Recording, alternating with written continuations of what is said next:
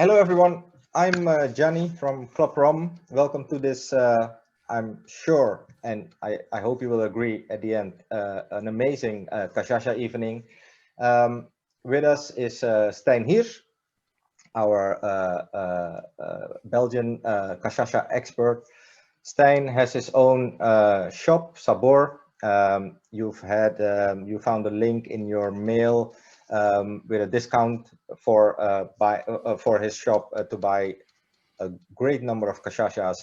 We only have 6 in this tasting set, but he has lots more and many more brands. So please check it out.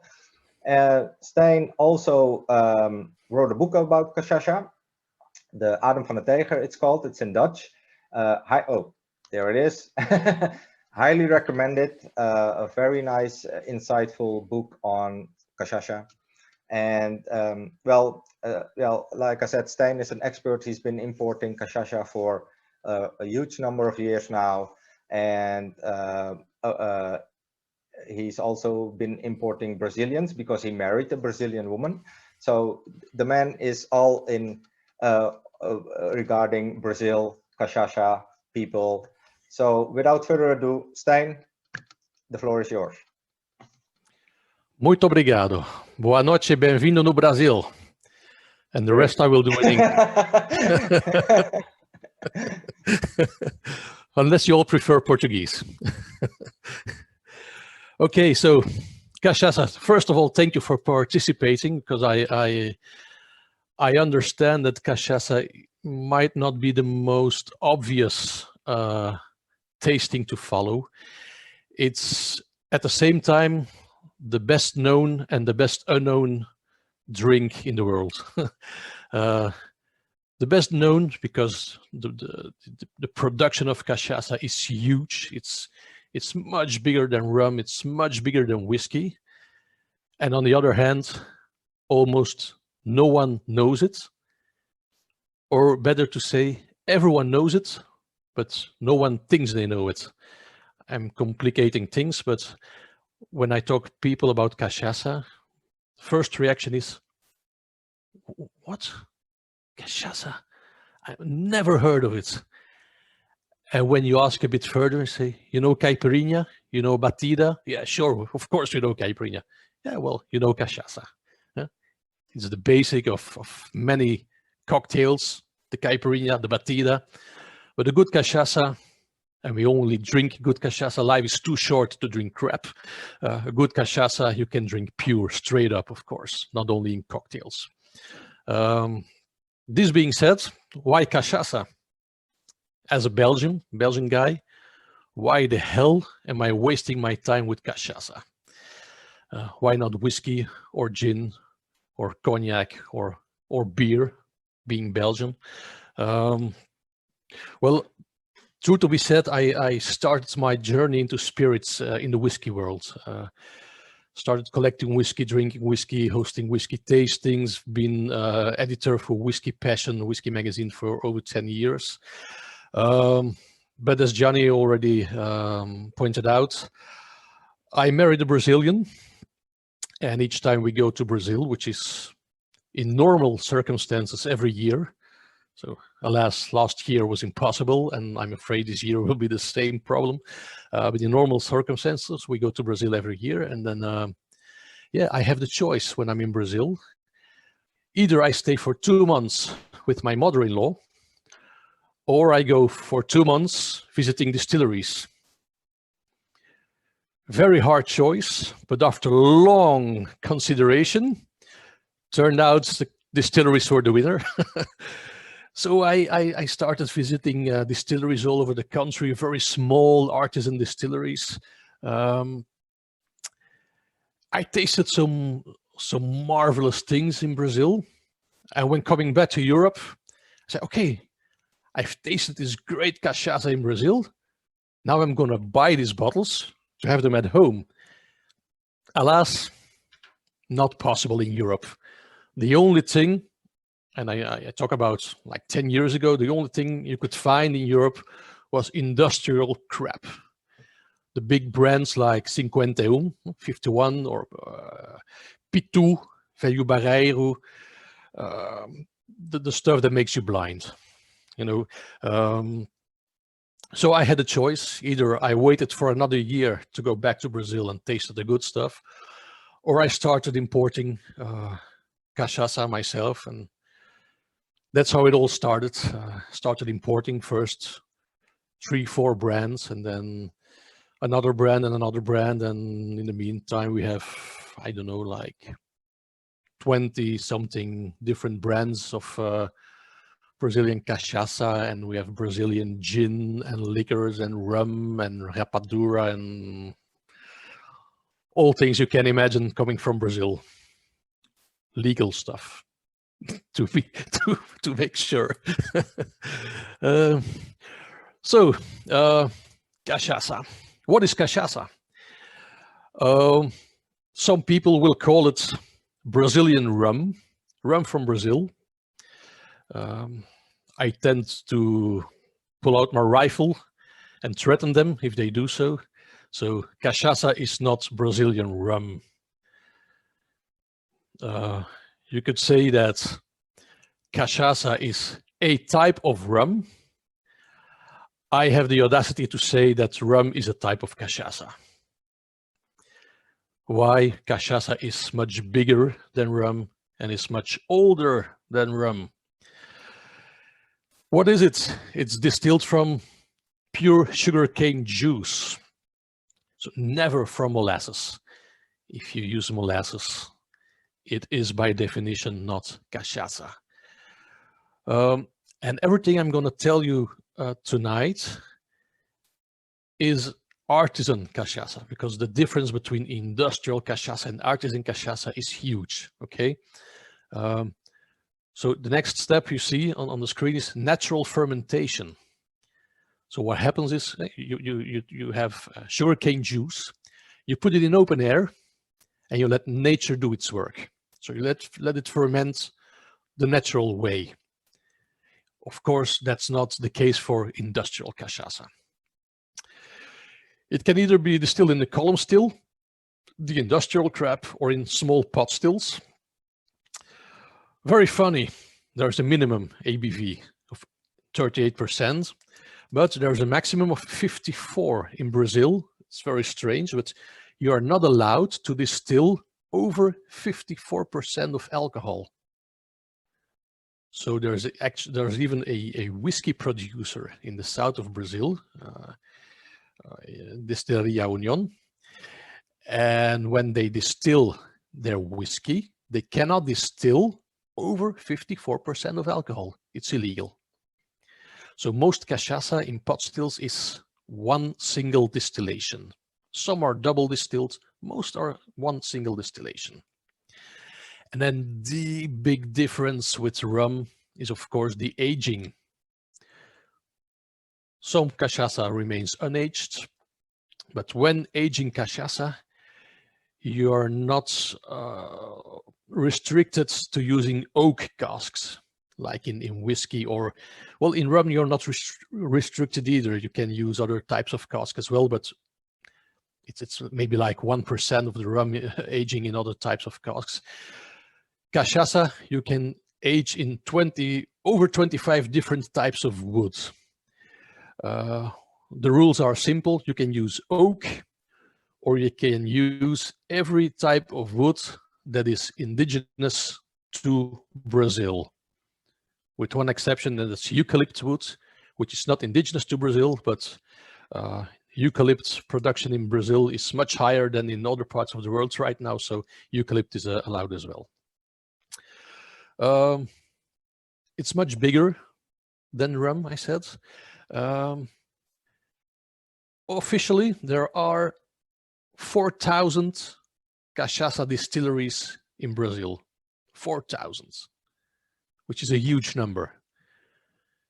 But these are only the official distilleries. Non-official, so in reality, there are over 40,000 distilleries in Brazil, which does not mean that the 36,000 not official distilleries are illegal distilleries. They are legal. They are allowed to produce cachaça, They're just not allowed to sell it. So you can produce for your own consumption if you have a big alcohol problem, but you cannot sell it. But it's legal. So annual production of cachaça in Brazil is 1.5 billion liters. So it's enormous. It's huge. It's everything we're gonna taste today comes from very small artisan distilleries. So no column still distilleries, no industrial fermentation, no adding sugar. So industrial cachaças, they can add sugar to the final product. The artisan producers do not.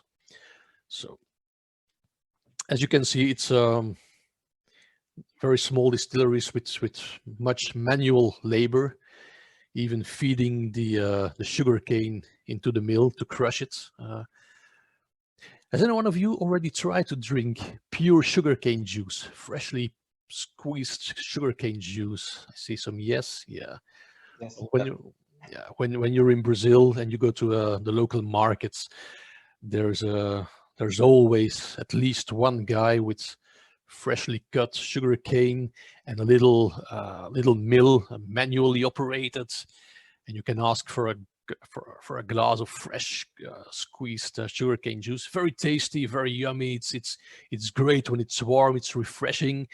It just takes some getting used to for the intestines. Most of the time, when it's the first time you drink something like that, you need to run to a bathroom within 15 minutes, probably. Natural fermentation, as you can see. So unlike rum or whiskey or industrial cachaça, when you add industrial yeasts for your fermentation, those small distilleries, they do not. They take their freshly cut cane, squeeze out the juice, put it in open tanks, in open air, and let nature do its work. They sometimes add something to kickstart the fermentation. It's called pé de cuba. That can be corn flour or rice flour, for instance. They add some flour to the liquid to kickstart the fermentation, but no brewer's yeast or industrial yeasts are added. As you can see, it's this one actually is one of the cleaner and more hygienic distilleries in Brazil. Sometimes you arrive in places, you say, oh my God, how is it possible? An old plastic rain tank cut in half, pour the liquid in, let it ferment, and distill it afterwards. So this actually is one of the cleaner ones, the better ones. Very small stills. It's not a big whiskey-like stills containing, like, I don't know, 12 or 15,000 liters. It's small stills, 600 liter stills, 800 liter stills. The big ones, maybe 1,500 liter stills, so rather small. And as you can see, in open air. Maybe a little roof on top, but always in open air. Tonight, I selected for you 6 different cachaças, 6 different distilleries, and all matured in different types of woods, because when tasting cachaça, of course, the influence of the woods is of very high importance. You will soon notice all the difference between all those types of woods. Some you might know, oak, of course, eucalypts, you might know, castanheira, balsamo, maybe, but other types of woods we probably never heard of in Europe. Jatobá, pau-brasil, grapia, araruva, amburana, etc. I'm not going to bore you with too much technical details. it's a small small scheme of how cachaça is made.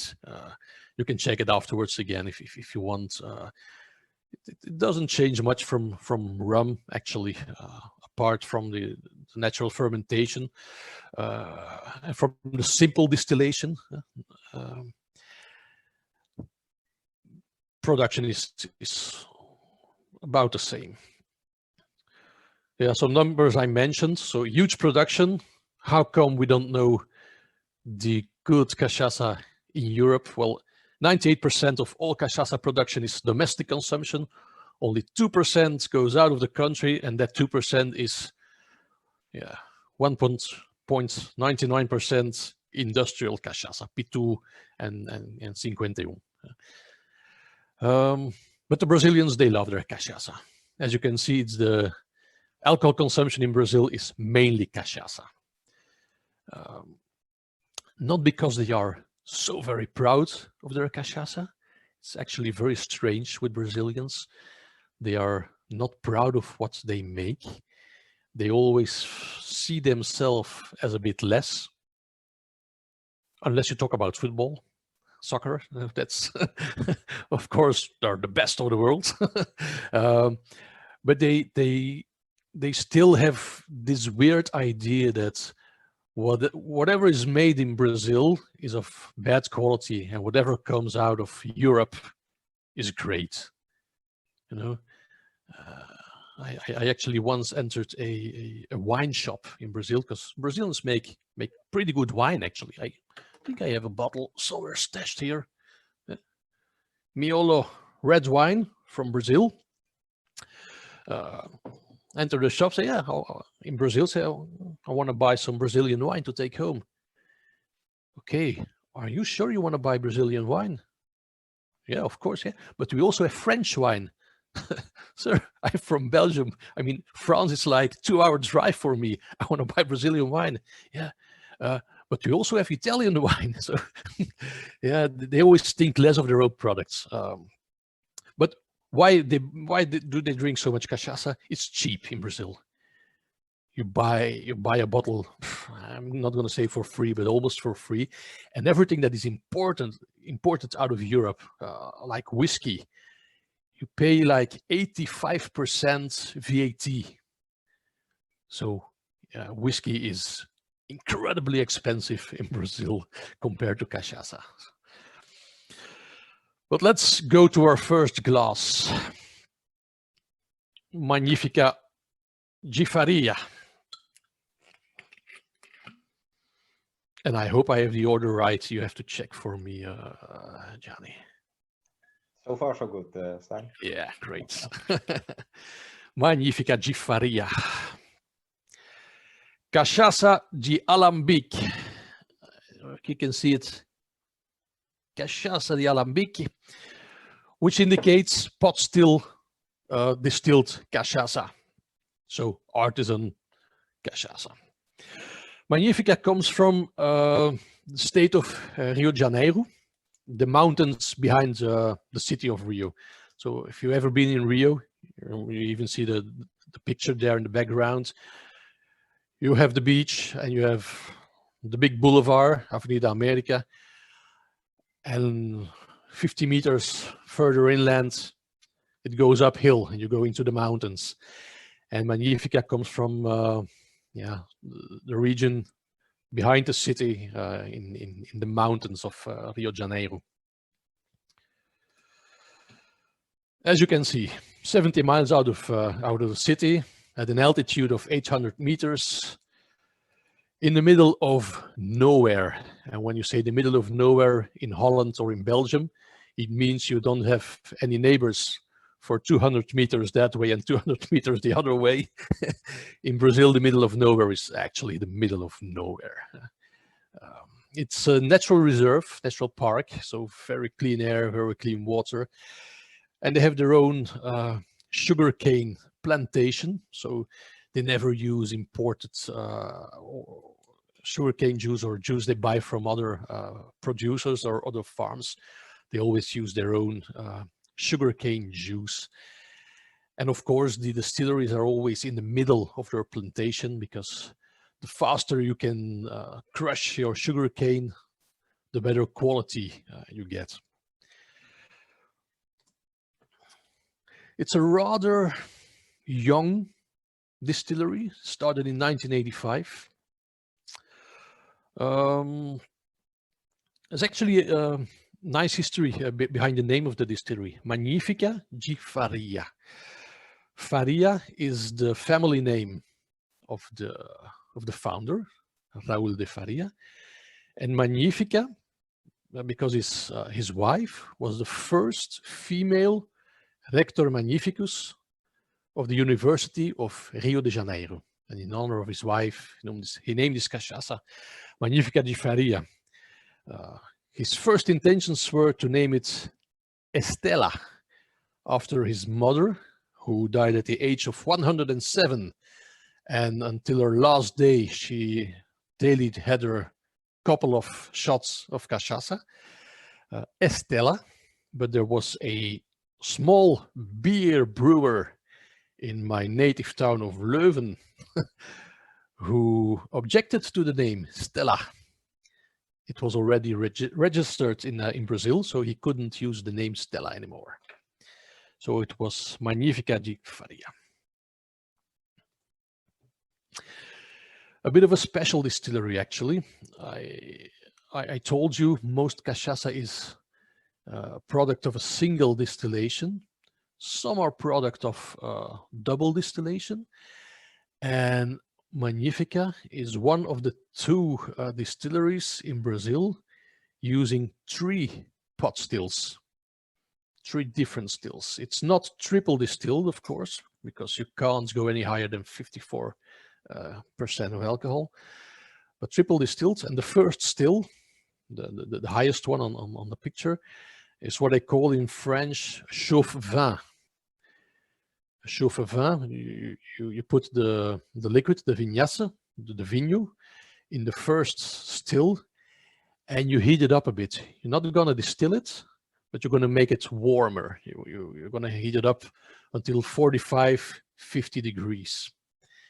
And then it goes into the first still, and there, or the second still, and there you do the first distillation. So a bit of a special way of distilling cachaça. It's only 2 distilleries in Brazil that work that way. As you can see also on the picture, next to the stills are the casks of cachaça. They are maturing in the same room as the stills. That's something for instance, you will never see in Scotland. When you have the still room and then you have the warehouses with the casks. Not so in Brazil. And there's actually a very good reason for this. And the very good reason is called the angel share, le part des anges, the percentage of alcohol that evaporates from your cask every year. And when making whiskey, you have a loss like, I don't know, 1.5 until 3, 4 maybe % of alcohol every year. And when you are making whiskey, when you are making cachaça in Rio de Janeiro, you lose around 17% of alcohol out of your cask every year. And actually, what they are doing here is these stills are losing alcohol as well when distilling. And the casks are taking in alcohol again because they are next to the still. And that way they compensate a bit their loss of alcohol. But enough about that. Have you nosed? Have you tried it already?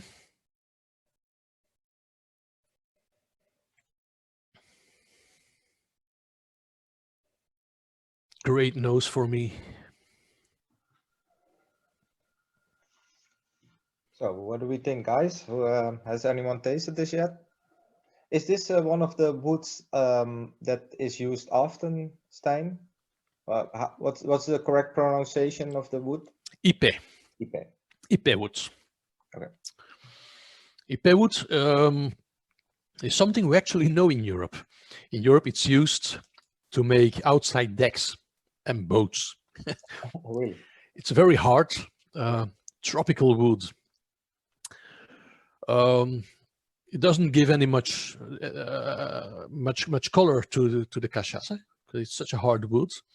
But very typical for this type of wood is the fruity aromas coming out, the green bananas. And that's what for me makes it a special type of cachaça. You really should try if you sometimes make caipirinha, and the most famous cocktail from Brazil, and you make caipirinha with a industrial cachaça. You're actually just drinking lime juice and sugar with alcohol, but you don't taste the cachaça in it because it has almost like no flavor. When you make the same caipirinha with this type of cachaça, I mean, you can imagine what happens. You get these very fruity aromas popping out of your cocktail, and you have the real signature of the sugarcane juice lingering through your caipirinha, and that's what it's all about. If you make a cocktail, you still have to taste the signature of your alcohol, of your drink you're using. If not, I mean, you just can buy some industrial alcohol and add some to it. That is what cachaça is about. You have to taste the sugarcane juice. It's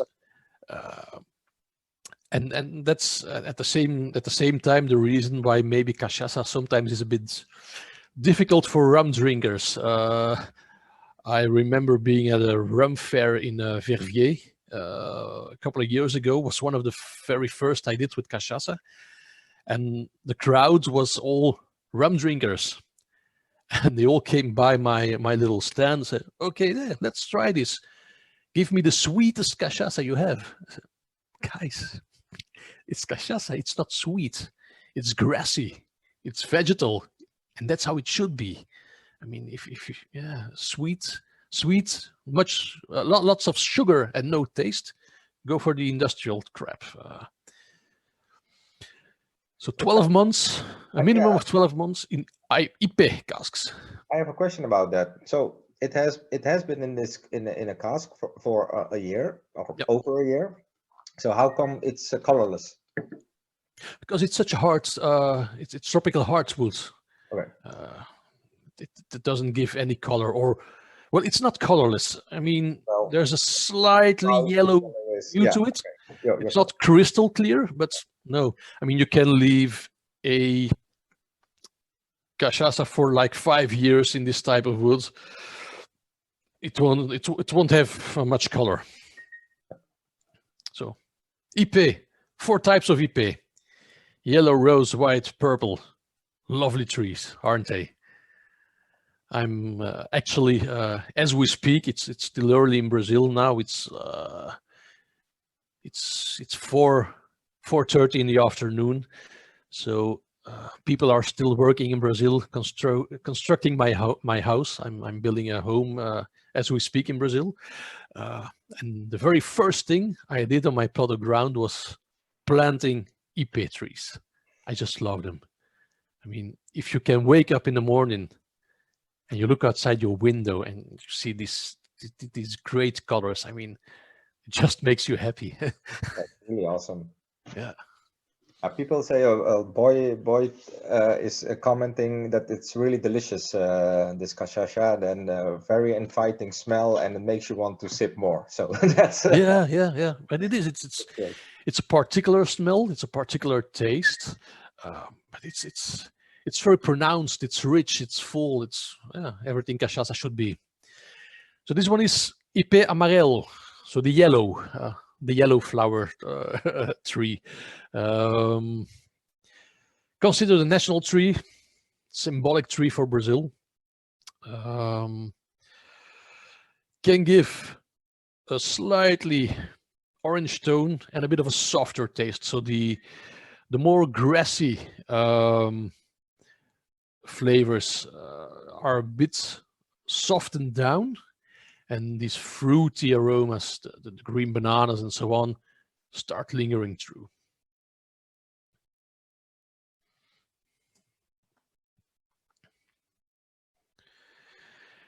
If you ever happen to go to Brazil and you visit Rio de Janeiro, so they are 4-hour drive outside of the city, but they have a very nice distillery shop in the city itself. You just have to forget about some prejudices, because they're not situated in the touristic area of Rio, but in the favela of Rio. So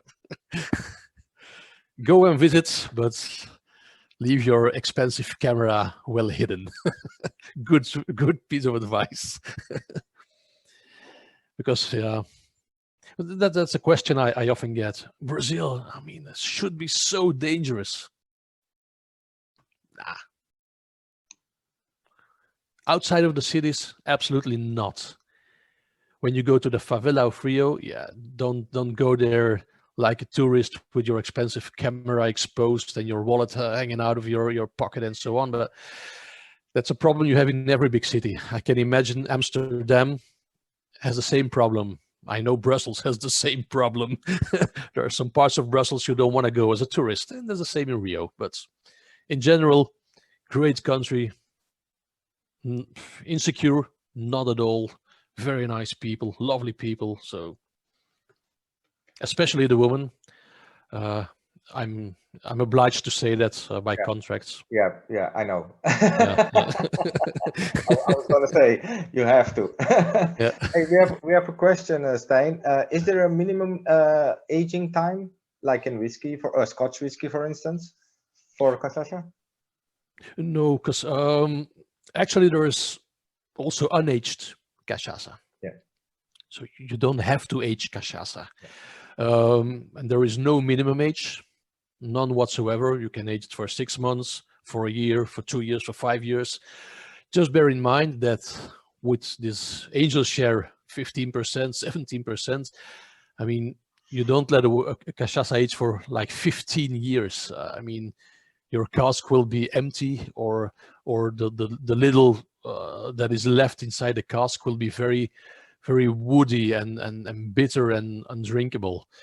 So no minimum, no maximum either. There's just one little problem when talking about age of cachaça compared to whiskey. You know, when you have a whiskey that's 12 years of age, you know, the youngest whiskey in it is 12 years old. But yeah, cachaça, I mean, we're in Brazil. I mean, rules and laws are to be interpreted. It's not all strict. And when you have an age statement on a bottle of cachaça, it can mean several things. A cachaça indicated 5 years old can actually be 5 years old if you're lucky. But you can put an age on it if 50% of that cachaça is 5 years old. So a bottle 5 years old can be 50% 5 years old and 50% maybe 6 months old, or new distilled spirits. So, well, not unlike rum, we have some of the same issues. Absolutely. Well, of course. With that difference that on lots and lots of bottles of rum you will find an actual age statement. Mm-hmm. And on maybe like 90% of the cachaças, you will not find an age statement. So they don't bother putting an age on it. Maybe it will come in time when they start actually exporting to Europe, because now everything I import to Europe and distribute here is small distilleries, and they never gave 1 minute of thought about labeling and nice packaging and so on. They don't care less. I mean, they couldn't care less. Yeah, just throw a label against it and it's okay, you know. Yeah, but on the other hand, the trend within whiskey is a lot of non-age statements as well, right? Yep. That's the trend in Scottish whiskey. So give it a fancy name like Ardbeg does or whatever, pretty young whiskey, and then hype it up. So, if apparently cachaça won't be aged for really long periods of time, so give it the name like the wood, because the wood is of importance. So you call it IP, or you call it Amburana, or you call it, which is all telling, I think. And you don't need an age statement. It's about the wood, and it's about the fact that it has aged in a certain type of wood. I think that's more important in this case. Absolutely. What is important when buying a cachaça? First of all, that you buy something artisan made, not industrial cachaça. The type of wood being used, and also terroir, where it comes from. And that's mainly due to this natural fermentation. You can imagine the yeast in the air in the south of Brazil, in the cooler mountains, or in the mountains of Rio de Janeiro, or inland near the Amazon woods. That's all different types of yeast, different fermentation, different taste, different aromas. So fermentation is very important, and thus terroir is also very important to your cachaça.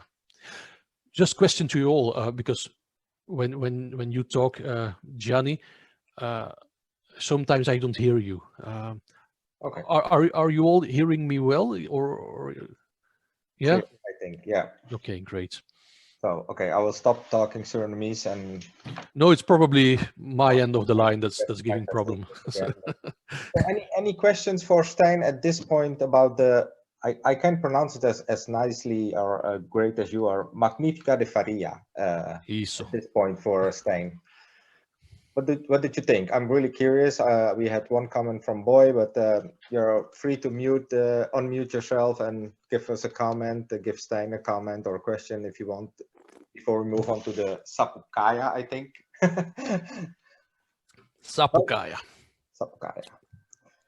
No questions at this point?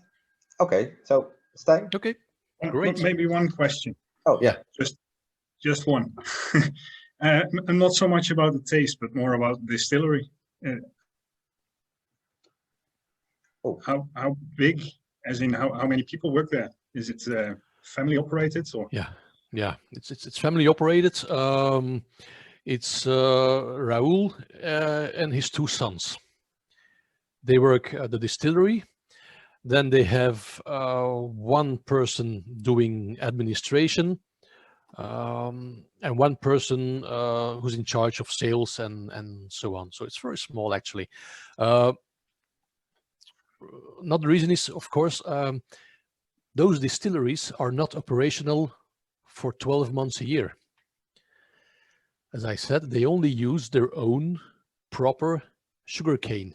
They don't buy molasses or juice from somewhere else. So, and there are two seasons in Brazil. You have the dry season and you have the wet season. And cachaça is only made during the dry season, because during dry season, the concentration of sugar in the sugar cane is the highest.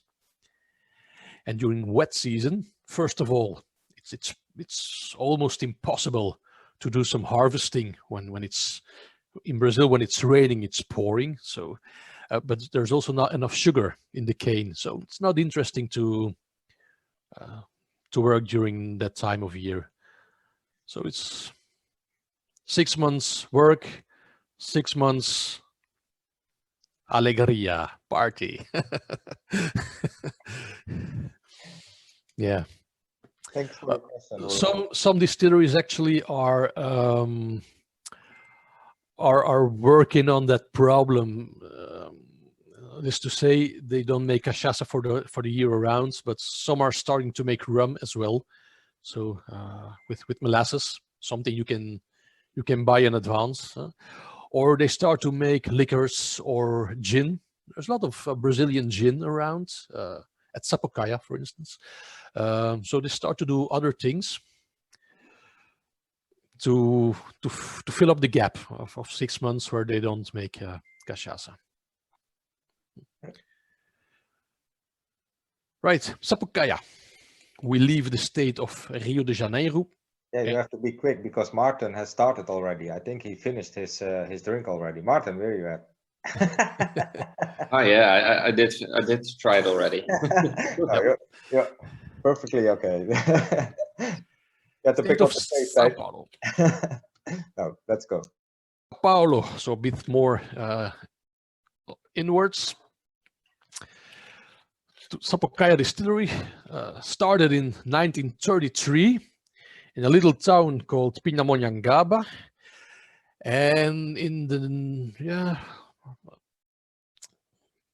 some time ago they moved their distillery to another town called Pirassununga, which is sort of funny actually, because Pirassununga in Cachaça is the biggest name there is. The biggest alcohol distillery in the world is situated in Pirassununga, and it is the distillery 51. So the big industrial cachaça brand, 51. They make like, it's around 450 million liters a year. They make it at 51. And that big distillery is situated along the highway. And it's a building, it's almost 1 kilometer, the building itself, filled with column stills, one besides the other. It's huge. And then other side of town, now you have Sapucaia. And on that picture, you see the whole distillery being the complete staff being one person, Alexander, and the whole distillery being one small still. That's it. So the contrast can't be any bigger. So it's a little distillery. They make around 40,000 liters of cachaça a year. That's it. So not much. Actually, when I was going to visit the distillery for the first time, I left at my mother-in-law lives. Sao Paulo. It's like, yeah, in Brazil they would say, it's very close, it's nearby. It's like 800 kilometers or something like that. So we drove down Pirassununga, and we only had the name of the town and the name of the distillery, no address. So we stopped at there was a little, like a hardware store selling paint and stuff like that. So, let's ask where the distillery is. So we entered the little store. Was one person working, a lady who owned the store. Said, yeah, you know the Sapucaia distillery? I said, no, never heard of it. And that's the big difference for me between Belgium and Brazil. I mean, in Belgium, you ask, hey, do you know this? I said, no, we don't know where it is. End of story. Yeah. I said, no, I don't know, but let me call City Hall for you. Maybe they know it. So she called City Hall. So they don't know it either. But I'm going to call the police office. They must know where it is. So she called the police office. They didn't know it either. So let's call the fire department. She called the fire department. They knew where it was. So she said, yeah, I know where it is now, but I'm sorry to say, you're never going to find it. It's very hard to find it. But no worries. And she took a piece of paper and she wrote on the paper in Portuguese, back in an hour. And she closed the door of her shop. She hung the paper on the door. She stepped on her motorcycle, said, yeah, just follow me. So that's Brazil for you. It's great. So master distiller Alexander Bertin, of Italian descent. So there's a lot of Italians living in Brazil, especially in the state of Sao Paulo. You have nearby, you have small towns like Novo Veneto, New Venice, and Garibaldi, and towns like that, all Italian names. So he's of Italian descent. The distillery, as you can see, amidst the sugarcane plantation. They actually put a sign up now. The sign wasn't there when I first came to visit. And that's the whole distillery. So it's very small still. Wood fired. So there's no gas burners underneath or something. It's direct heating. And what do they burn to heat up the stills? Either wood or the begas, the leftovers of the sugar cane. When you squeeze out the juice and you let it dry, the leftovers, the remains, are used to heat up the stills. Important to say that all of my cachaça, for me it's important, is made with the utmost respect for the environment. I only work with distilleries that are, I don't like the name organico, biological. They don't have to be certificated, but organic for me means, first of all, in the plantations, no use of pesticides, none whatsoever. No using techniques of burning down fields to get them free from weeds. So I don't work with distilleries that use that type of techniques that are very bad for the environment. Very funny. I know. Has any one of you been in Brazil? Yeah, René. Yeah, okay. Then you know, when you drive a car in Brazil, they have special engines. It's called flex engines. You can either put gasoline in your car, or you can put alcohol in your car, ethanol. So and you can even mix it. I mean, if your car is still half full with gasoline and you put in the other half of alcohol, it runs. No worries, no problem. And when you distill, the first part of your distillation is the ethanol, the bad alcohol, the stuff that literally makes you go blind. Methanol, yeah. Methanol, yeah. And ethanol is here. Yeah, that's good stuff. Yeah. And the bad alcohol in whiskey distilleries, in rum distilleries, and so on, it goes back to the still to distill it with the next batch. Not so in Brazil. They put the bad alcohol aside and they use it to fill up the car. So nothing gets wasted. It's also very good to clean your window screen. Absolutely, yeah. But you should not be pulled by the police because the whole car smells like it.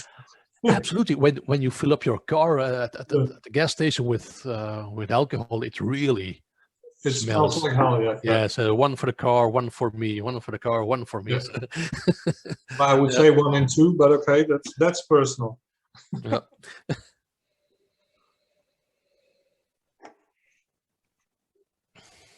So let's have a taste, I think, right? Yeah, absolutely. Let's have a taste.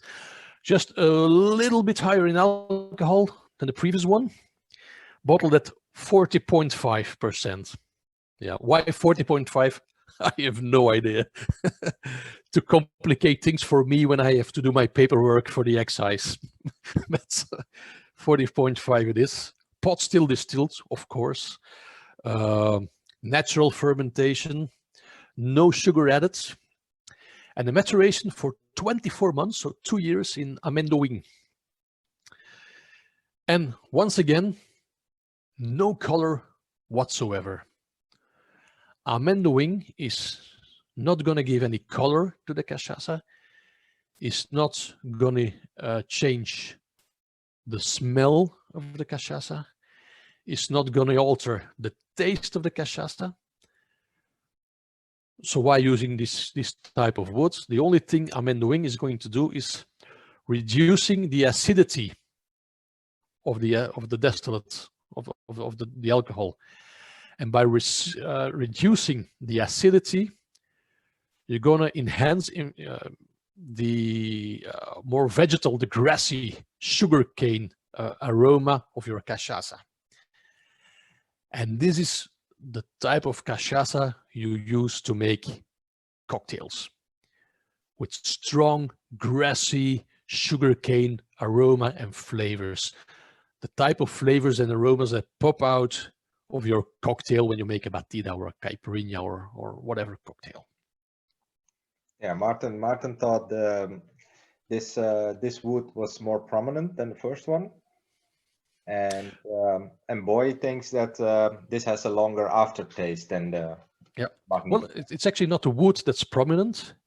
It's actually the cachaça that's more prominent because less influence of the wood. So you get a real grassy taste, and the smell, to be honest, not everyone likes the smell of a cachaça. You have these notes of new make alcohol in it, but this is really the smell of the distillery.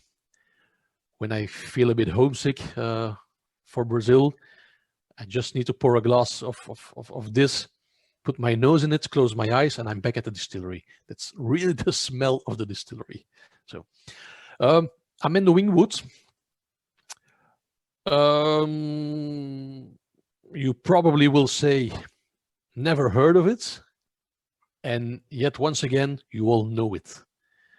Amendoim is the tree of the peanut.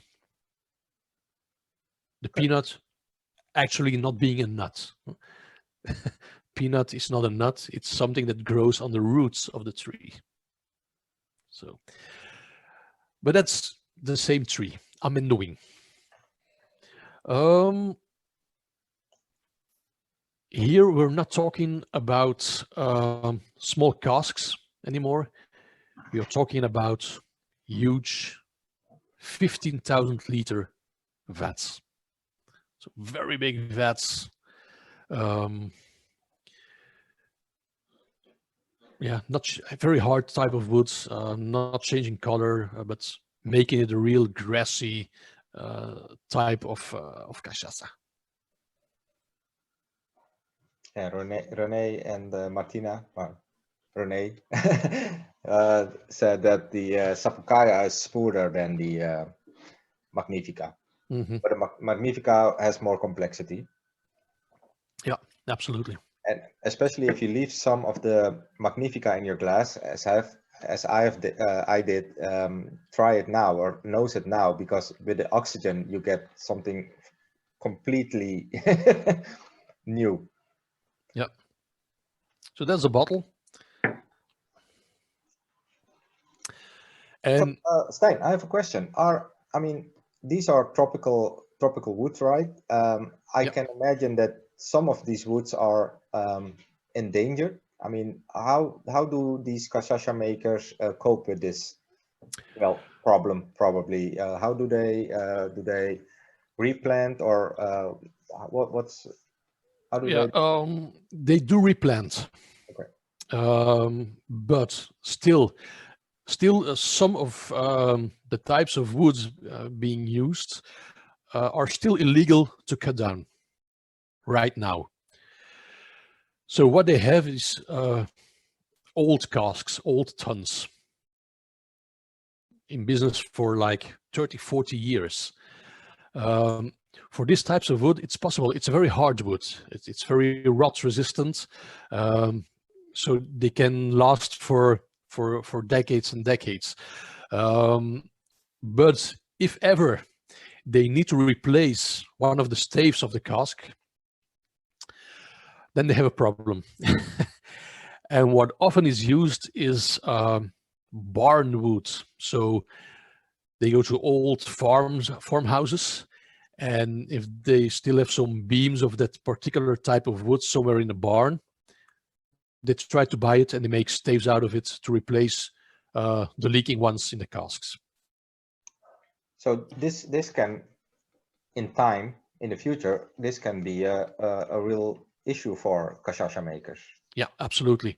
Yeah. And that is also one of the main reasons that they are very actively, cachaça makers very actively are replanting these types of trees to prevent that there ever will be a day when they just don't have any canela wood or Jequitiba wood or whatever. So yeah. Great. Any other thoughts on this cachaça, guys? Please unmute and throw out the comment or any questions about Sapucaia? Ja, ik ben nog wel even nieuwsgierig naar die Amendoim-boom van de pinda's. Ik ben veel in Afrika, maar ik heb nog nooit een pindaboom gezien. Yeah. No, yeah, I think I might have a picture in the book that I can show you. Let me just browse through it very quickly. Just give me a little second. I'm getting there. If you're into Latin, Terogine nitenstul, a tree found in Brazil, Bolivia, and Paraguay. Alas, no picture of the tree in the book. I wasn't sure anymore. Yeah, I don't have a picture to show you, alas. But what has to do with peanuts? Well, it's the tree that produces the peanuts. That's new for me. Wat was die Latijnse naam? Peanuts. Peanuts are the normal name for peanuts is groundnut. So they are growing in the ground. Yeah, that's what I told in the beginning. It's actually not a nut. It's something that grows on the roots of the tree. The end of the roots of a tree. Those are the peanuts. Ja. Stijn, even terug naar de biologielessen. Ja. Ik heb heel veel pinda plantages gezien, maar daar groeit geen boom op, hoor. Dat spul dat groeit onder de grond en dat is een heel klein struikje wat erop groeit. Yeah, and let a little shrub grow and grow and grow, and you have a tree. Really? I'm Amendoim tree. I'm gonna see if maybe I can show you a picture this way. If you Google for it, you can find. I don't know if it's clear. So yeah, that's the one. Okay. We go to Brazil. Yeah, that's Amendoim. Thank you. So, Next time you have to take us, Stijn. Now we want proof. We hebben al gedronken. On the back side of the label, you see a little ox cart pulling cane. Yeah. And that's not put there for romantic reasons. That's actually how they still work at Sapucaia. So it's very old-fashioned style of work, and it's rather typical for the region. There's like a zillion small distilleries scattered over the landscape around Pirassununga, and I mean, one even smaller than the other. I remember once visiting a distillery there together with Alexander from Sapucaia, and say, yeah, let's go to my neighbor. He makes cachaça as well, and we arrived there, and it was, I mean, you can't even call it a distillery. It was a little roof, and underneath was this very small still, at least 70 years old.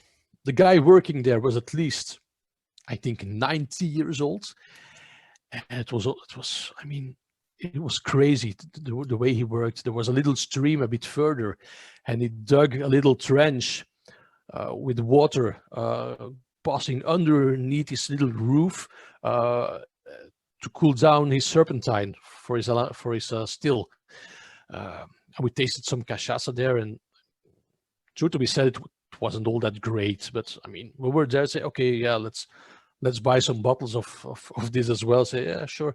Okay, the last one we tasted, give me 2 bottles of that one. I said, oh, bottles. Oh yeah, right. And he went to his kitchen and came back with 2 plastic bottles of Guarana, which is a local Brazilian beverage, like Coca-Cola or Fanta, whatever. So he rinsed out in the little stream his plastic bottles, filled them up with cachaça. So, okay, here you are. So, okay, yeah, right, thank you. How much do I owe you? 4 real for the 2 bottles, 4 real. It's like €1, give or take. So it's okay, thanks. I said, and I asked, yeah, so you filled those bottles from that cask. What type of wood is it? What kind of wood? I don't know, man. I mean, these casks are here for like 60 years. I have no clue whatsoever what type of wood. So that's Brazil for you. Hey, Stijn, a question from Renee and Martina. Are the cane workers, people cutting cane, they're probably hired workers, or are they family, or how does it work in Brazil? Because it's a temp job, 6 months a year, or, Yep. or a couple of months a year, harvesting, but how does Mostly it's the people who do the rest of the work at the distillery. Okay. Yeah, they just cut what they need for that day, and they squeeze it and they produce, and the next day they start over again. So Uh-huh. yeah. Okay. Thank you. Yeah, and why manually cutting the cane? Why not with machines? First of all, too expensive probably, but there's a second good reason. The concentration of sugar is the highest in the bottom of your cane stem, and if you cut with machines, you cut like, I don't know, 15 or 20 centimeters over above the ground, and you actually lose the best part of your cane. And when you cut manually, you cut just right over the ground, and you have the best part of the cane as well, with the highest concentration of sugar in it. So Yeah, and probably if there are hills and sugar cane is growing on the hills, the machines can cope with that either. You have to as well. as well, right? Yeah. So Yeah. okay. And good thing it's not hard to cultivate sugarcane. If you ever made the big mistake of planting bamboo in your garden, then you know that you will never, ever in this or another lifetime, you will get rid of this bamboo.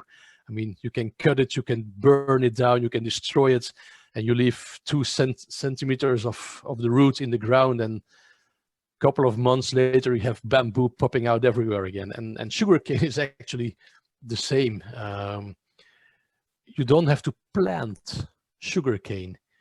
I mean, you cut your sugarcane, and the big part you use to crush out the juice, and you put a bit of sugarcane on the side. You dig a small trench in the dirt, in the ground. You throw in those stems of sugarcane, put some ground on it, and a couple of months later, you have sugarcane again. So very easy. Yeah, great. Okay. Oh, next one already. Go ahead. Okay.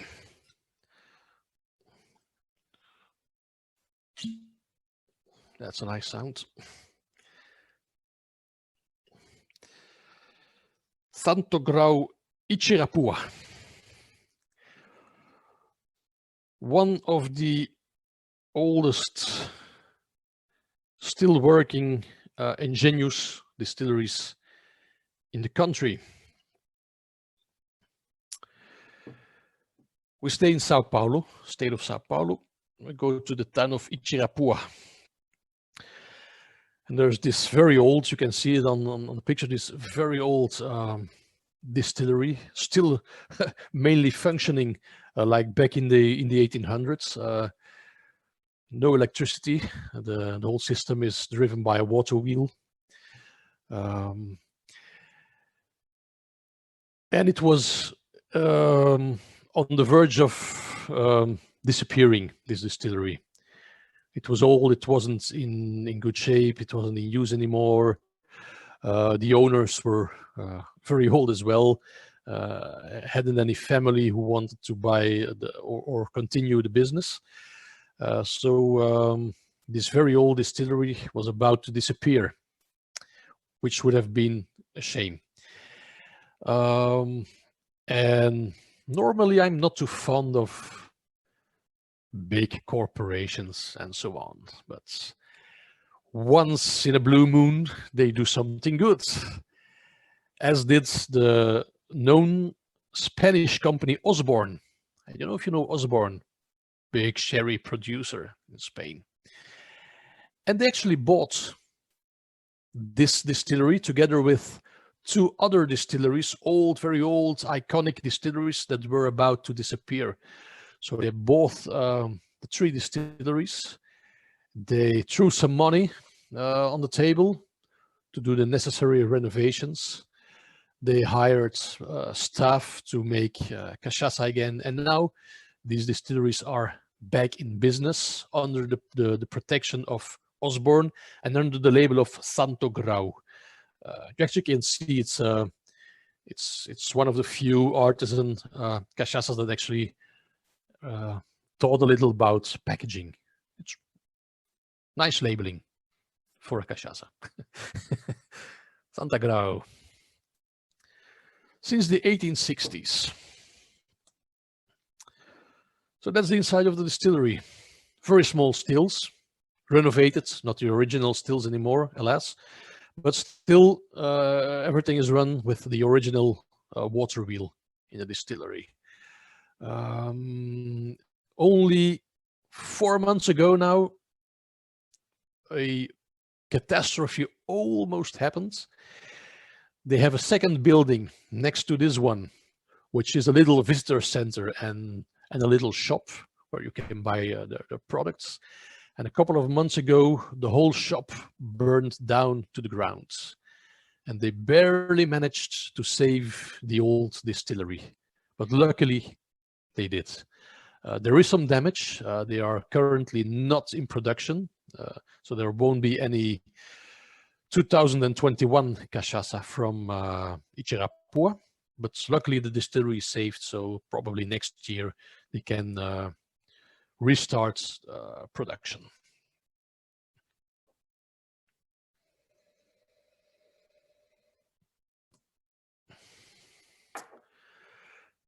Santo Grau, Itirapua, Jequitiba. Jequitiba, one of those types of woods being used to mature the cachaça. Again, a tropical hardwood, a bit of the same style as Amendoim.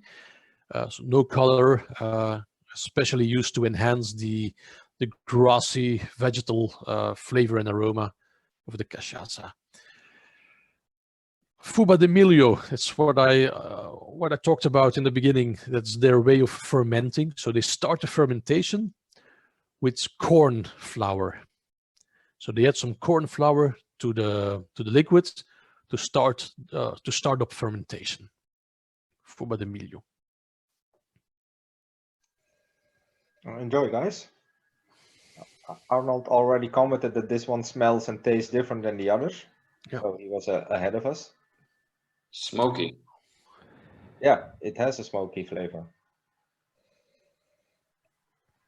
For now, we stay relatively close to the coastline. So we've been in Rio de Janeiro, Itirapua, Pirassununga. So relatively close to the coastline, relatively close for Brazilian standards. I was gonna say. Yeah, yeah. So it's like 180 kilometers. So it's relatively close, and it's actually a bit of a. I'm not going to say tradition, but it has its historic reasons why cachaça coming from that coastline and close to the coastline is mostly white cachaça. Because in the leaflets you received with the information for the tasting, there was Gianni mentioned cachaça auro e prata. Prata, silver, white cachaça, auro, gold, cachaça. But it doesn't mean aged or unaged. What we drink now is cachaça prata, white cachaça, but it's aged in wood.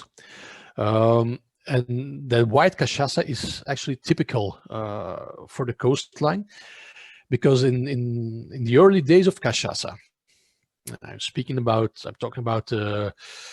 the late second half of the 16th century when it started, and throughout the 17th century, the inland of Brazil was unknown territory mainly, and colonies were concentrated near the coast, and sugar factories were concentrated near the coastline.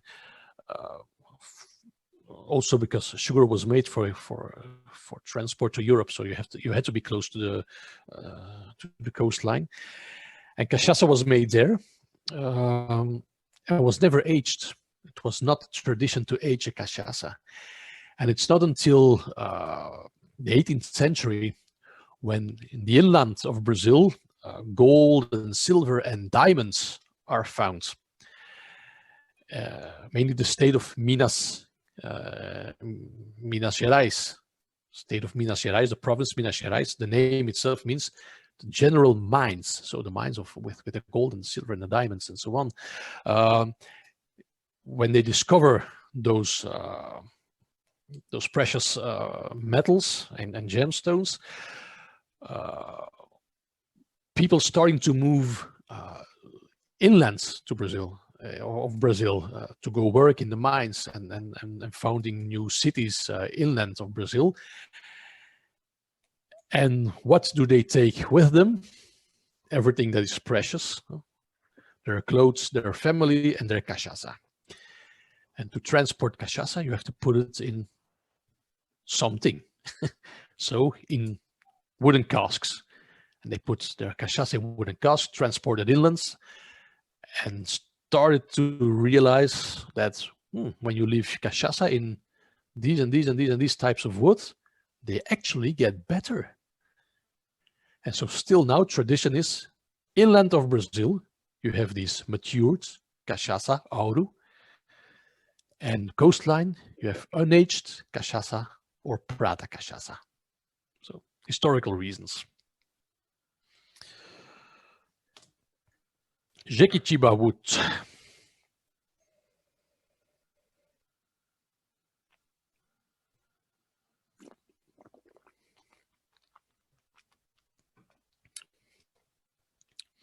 Stijn.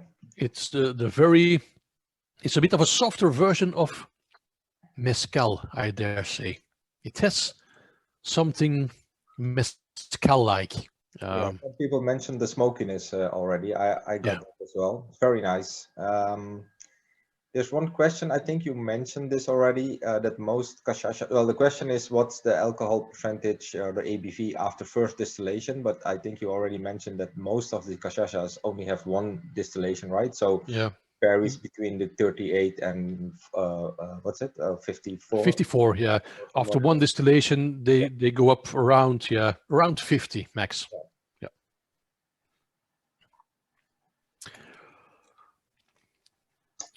Stijn, you also said that during ripening, there is a 70% alcohol decrease.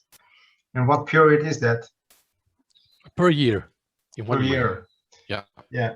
So 17, right? So 17. 17, yeah. Yes. Yeah. Well, depending on the region where you're from. I mean, afterwards we go to the south of Brazil, which is cooler.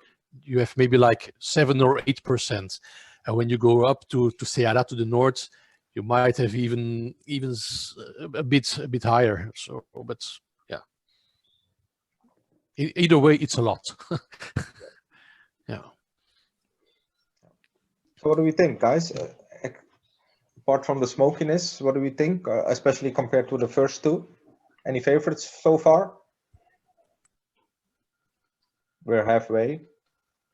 First one was my favorite so far. Okay. Yep. Right. I'm not really a fan of smokiness. Okay, yeah. That explains, you have to come back for more tastings, Martin. Yeah. We'll get you there in the end. No, smoking is not. Let's do mezcal tasting. Yeah.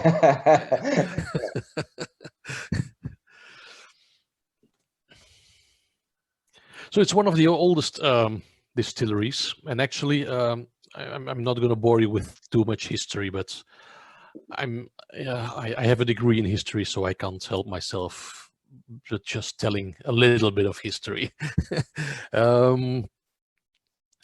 Actually, in the beginning of the evening, I told you cachaça is actually older than rum.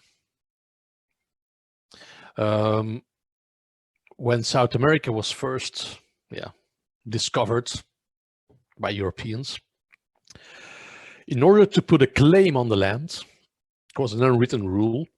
To put a claim on the land, you had to cultivate something on that land.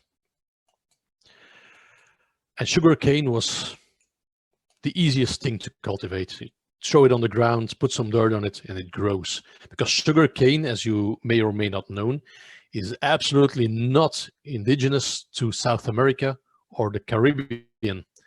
It comes from the other side of the world. Indonesia, Java, and so on, that part of the world. And of course, the sugarcane planted in those early days was not really meant for making cachaça. It was meant to make sugar. Sugar was the white gold of that era, of that time. And when you talk about production of sugar and plantations, there's also the dark page of slavery that we have to mention. And first people working at the sugar factories were slaves. In the beginning, Indian slaves. So, and with Indian, I mean not from India, but indigenous people from Brazil. But those people were, they weren't fit for the hard conditions and the hard work. And slaves from Africa were sailed over to the New World, and mainly to Brazil. When we talk about slavery, we always think about the United States, but more than half of the slaves transferred to the New World ended up in Brazil. So there was a sugar production, and when you make sugar, you have you need the cane, and the slaves, they were allowed to brew a little drink for themselves.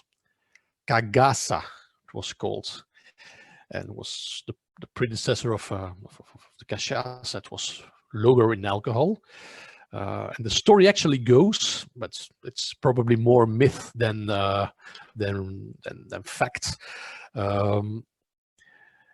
That the slaves, when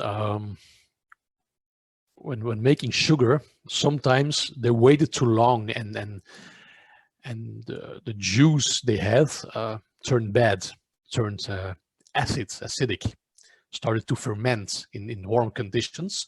And once it starts to ferment, the juice, you can't use it anymore to make sugar, to win sugar out of it. And the story goes that they hid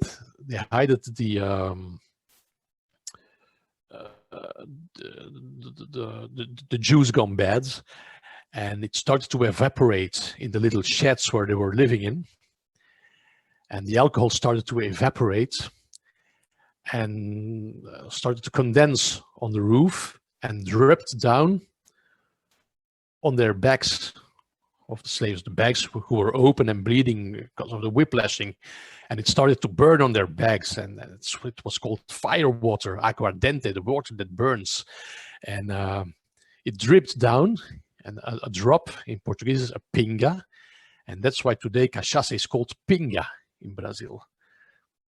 But like I said, it's probably more myth than fact.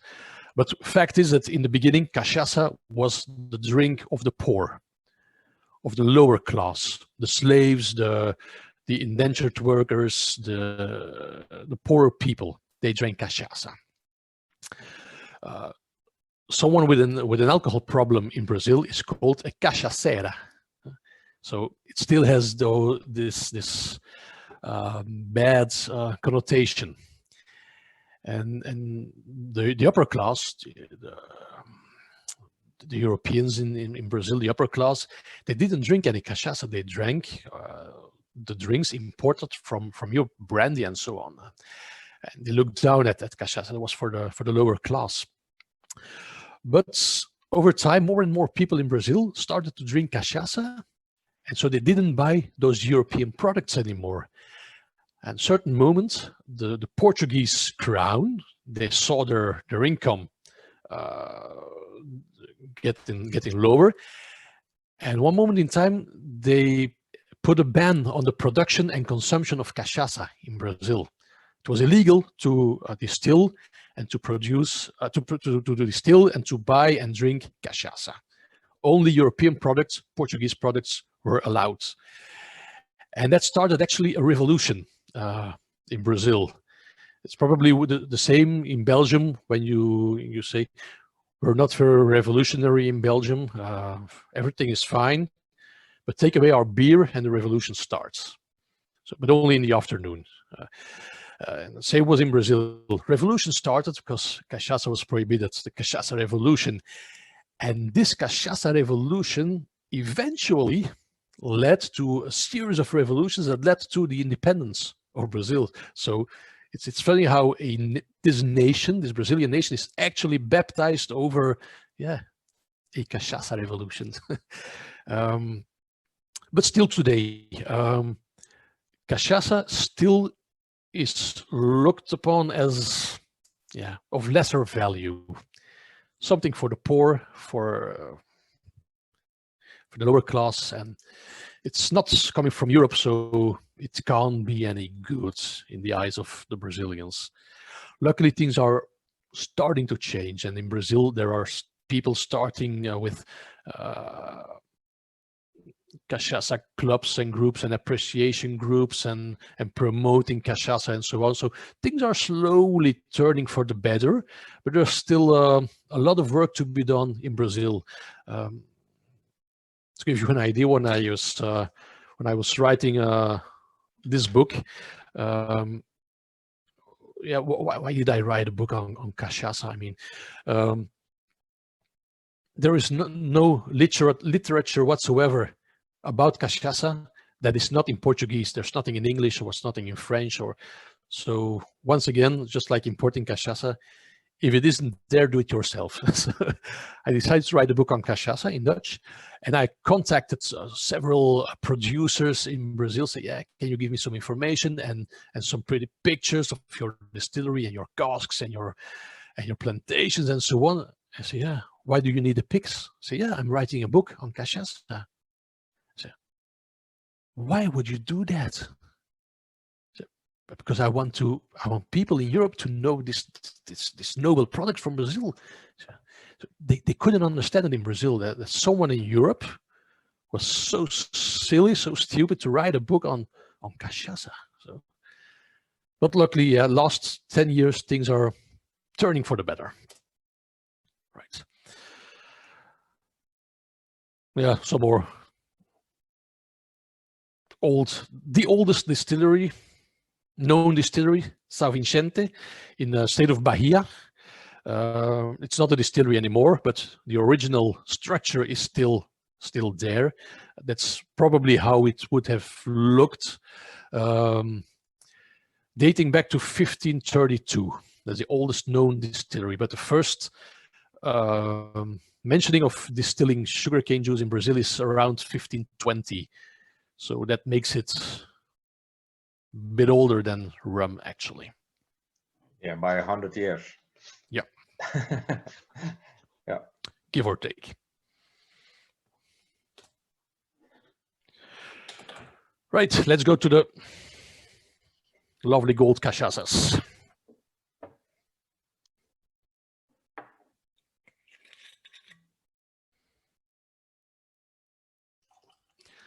Salinissima. And Salinissima is in the state of Minas Gerais, so much more inland. And Salinissima actually is considered to be the capital of cachaça. It's not a very big city. It's not even a city. It's a big town, but with, I don't know how many, a couple of dozens of distilleries. So it's capital of Cachaça. They have a great Cachaça museum. You see the little part of their collection of the museum. It's based in the old airport of the town. Very nice to visit. And all those Cachaça producers in Salinas, they have one thing in common. They all use the same type of wood to mature their product in, and that is balsamo. That's their signature. Cachaça from Salinas has to go in balsamo wood. It's not a rule, it's not a law, but it's an unwritten law. So.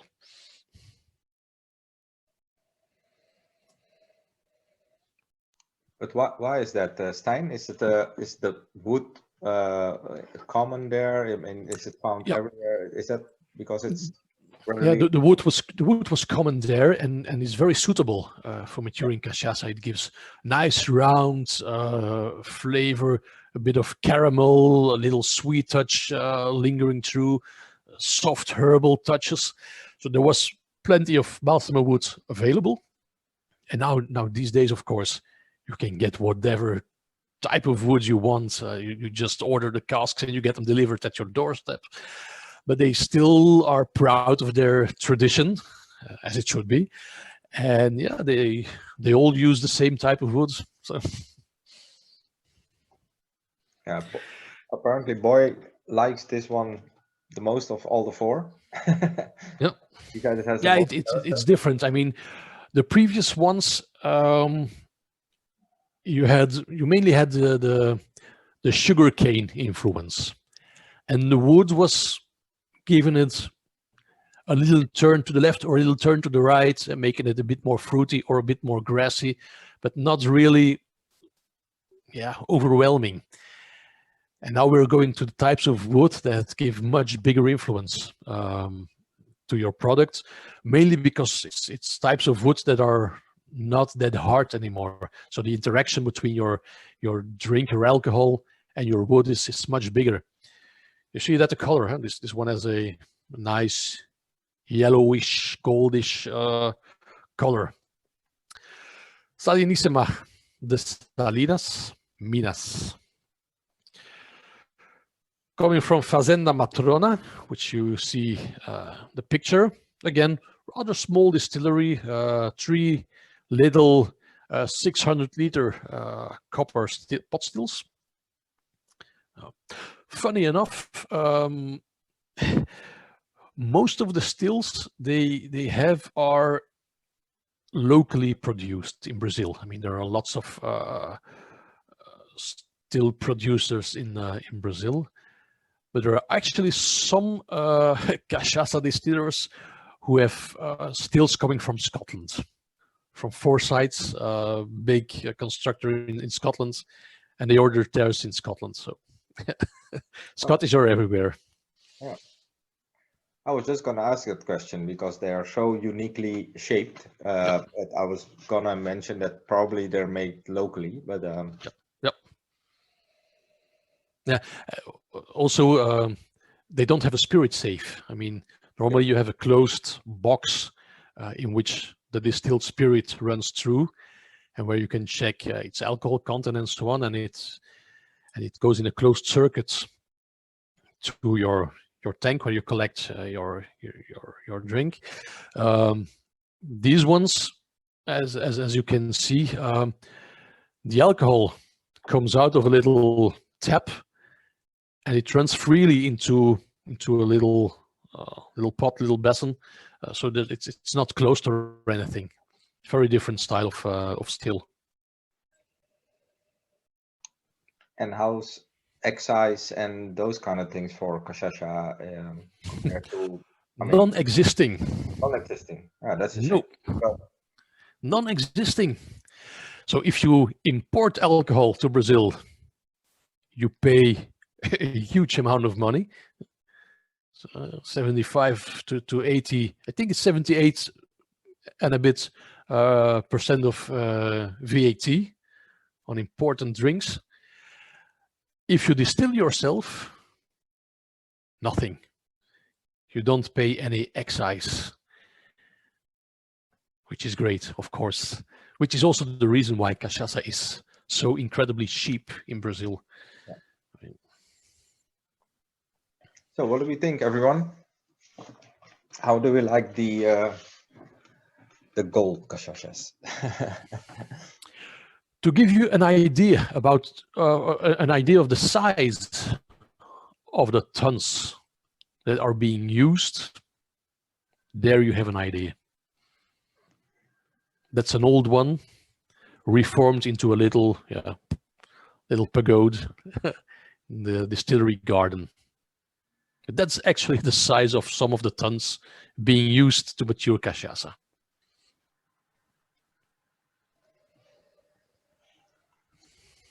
There's actually in cachaça legislation, but that's gonna be maybe a bit too technical. There's a difference between aged cachaça and rested cachaça. Aged cachaça is tons of maximum 700 liters, and if the tons are bigger, it's not aged anymore, it's rested in a ton. Okay. How's excise or taxes when you export is a question, Stijn. So exporting from Brazil. Well, excise you pay in Europe. Mm-hmm. So the excise you pay in the country where you sell your product. I know it's a lot in Holland. It's even worse in Belgium. So I pay 3,000 euros for 1,000 liters of alcohol. So this bottle.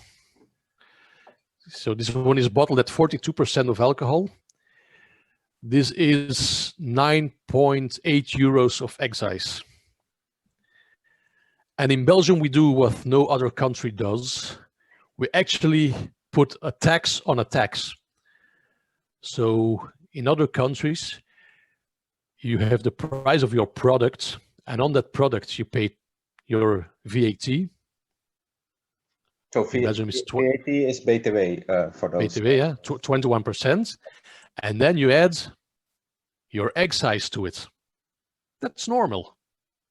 In Belgium, we do it a bit different. You have the price of your product, you add the excise to it, and on that total amount, you pay your 21% VAT. So you pay VAT on excise as well, tax on tax. And still, this country is going broke. I mean, what do you expect when you have 7 governments? Yeah, that's why we like to make fun of you guys. But yeah, go ahead. We make fun of ourselves. Okay. Yeah, I know. So I think this is a really nice drink. Renee and Martina agree. I think they said lovely for shipping. Yep. Very gentle, but with some botanical notes. Lovely for sipping. A bit less suitable to make cocktails. I can imagine. Because you miss that grassy tang that should pop out of your caipirinha. But for sipping, it's great. This one is great also in the kitchen. When you have traditional Brazilian meal, feijoada, the black beans, this goes great with feijoada. Great combo. I mean, this is also how the Brazilians drink it. They drink it with their food, and they drink it as a shot or as a cocktail, of course, but mainly as a shot. Little shot glasses, throw it back. This type of tasting, they don't really get it. When I'm in Brazil and I have my own glasses there because they don't have any decent tasting glasses over there. So, and I try a new cachaça and I'm there with my glass and I'm,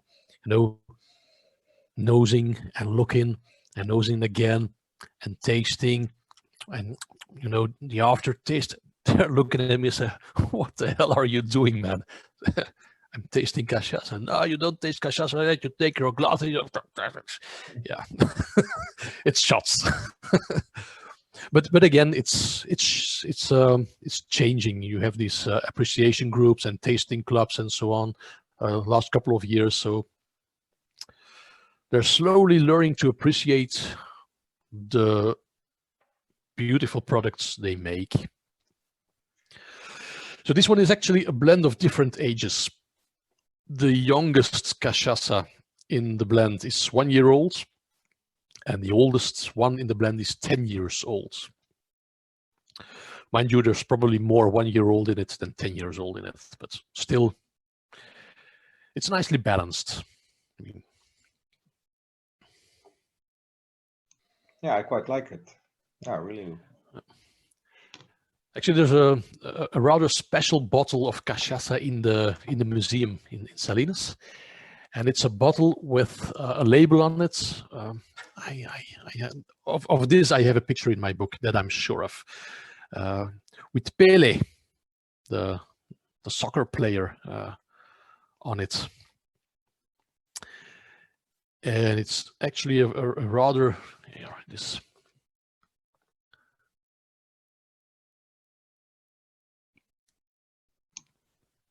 Yeah, you can see that.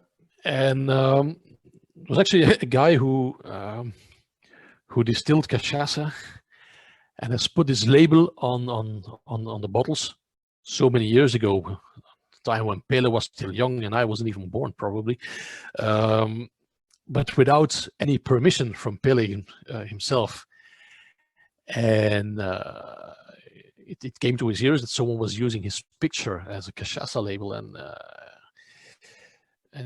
he didn't agree with it, and all of the bottles were destroyed.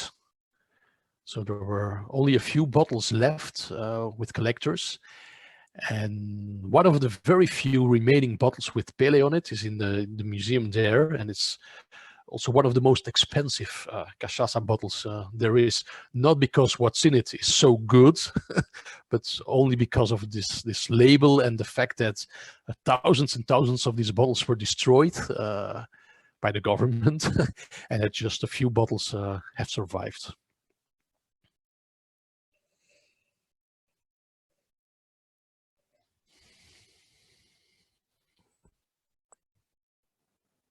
What would be then expensive? Sorry? What would be expensive? Oh. Yeah, what this is the kind of bottle, the Pele bottle. Yeah, whatever an idiot is willing to give for it. If tomorrow you have the collector that really wants this bottle, yeah, but count on a few 10,000 euros. Yeah. The good thing with cachaça, besides some exceptions, is it's very affordable, especially when you compare to whiskey, for instance. You have great cachaças under 30 euros. I'm talking now about the Netherlands and Belgium, not about Brazil. I mean, they're ridiculously cheap in Brazil, but you have to add your excise and your VAT and your transport and so on. So under 30 euros, you have some great cachaças. Over 50 euros, it's rare to have a cachaça over 50 euros. I have some. I have actually the oldest cachaça there is. Hang on, just give me 1 second and I get a bottle for you. Does he mean he's going to give us all a bottle, or did I misunderstood?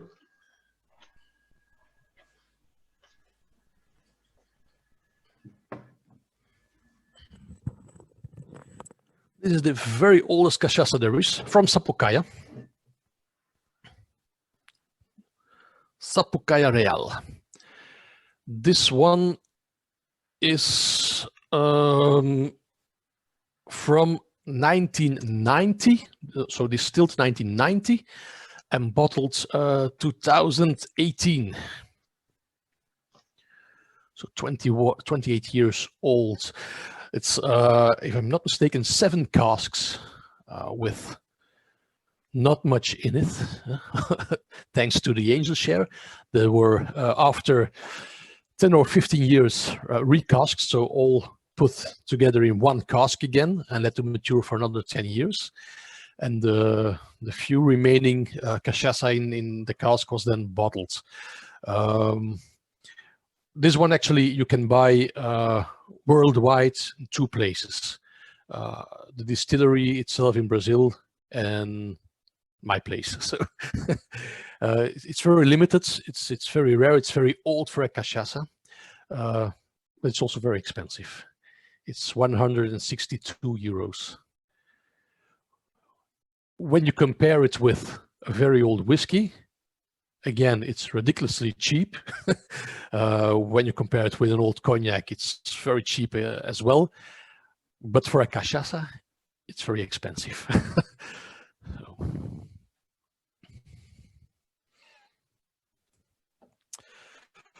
Balsamo woods. So you have the beautiful color, the nice herbal aromas, the bit of a sweeter touch, a bit of caramel lingering through. Makes it an easy sipper. I mentioned earlier that some cachaça distillers are starting to produce rum as well, and when they make rum, they use it's not agricole and it's not molasses rum either. They do a mixture of both, so like 50% sugarcane juice and 50% molasses, or 70-30 or 30-70 or whatever. Many of them will use balsamo casks to mature the rum in for this bit of rum like taste it gives, the caramel, the sweetness coming through.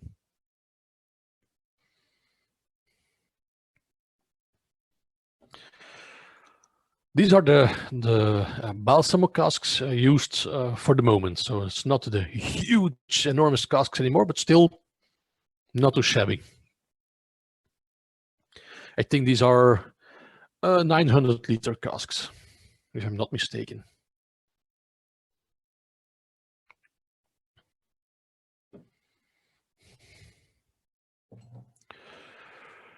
Right. Let's go back to Rio de Janeiro.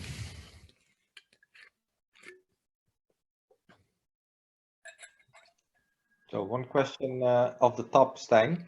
Yeah. What is an engenho? Engenho, a sugar mill, Okay. a factory. It's actually a factory. Oh, engine, like An engine, yeah. But it's a sugar mill. So Sete Engenhos, the 7 sugar mills,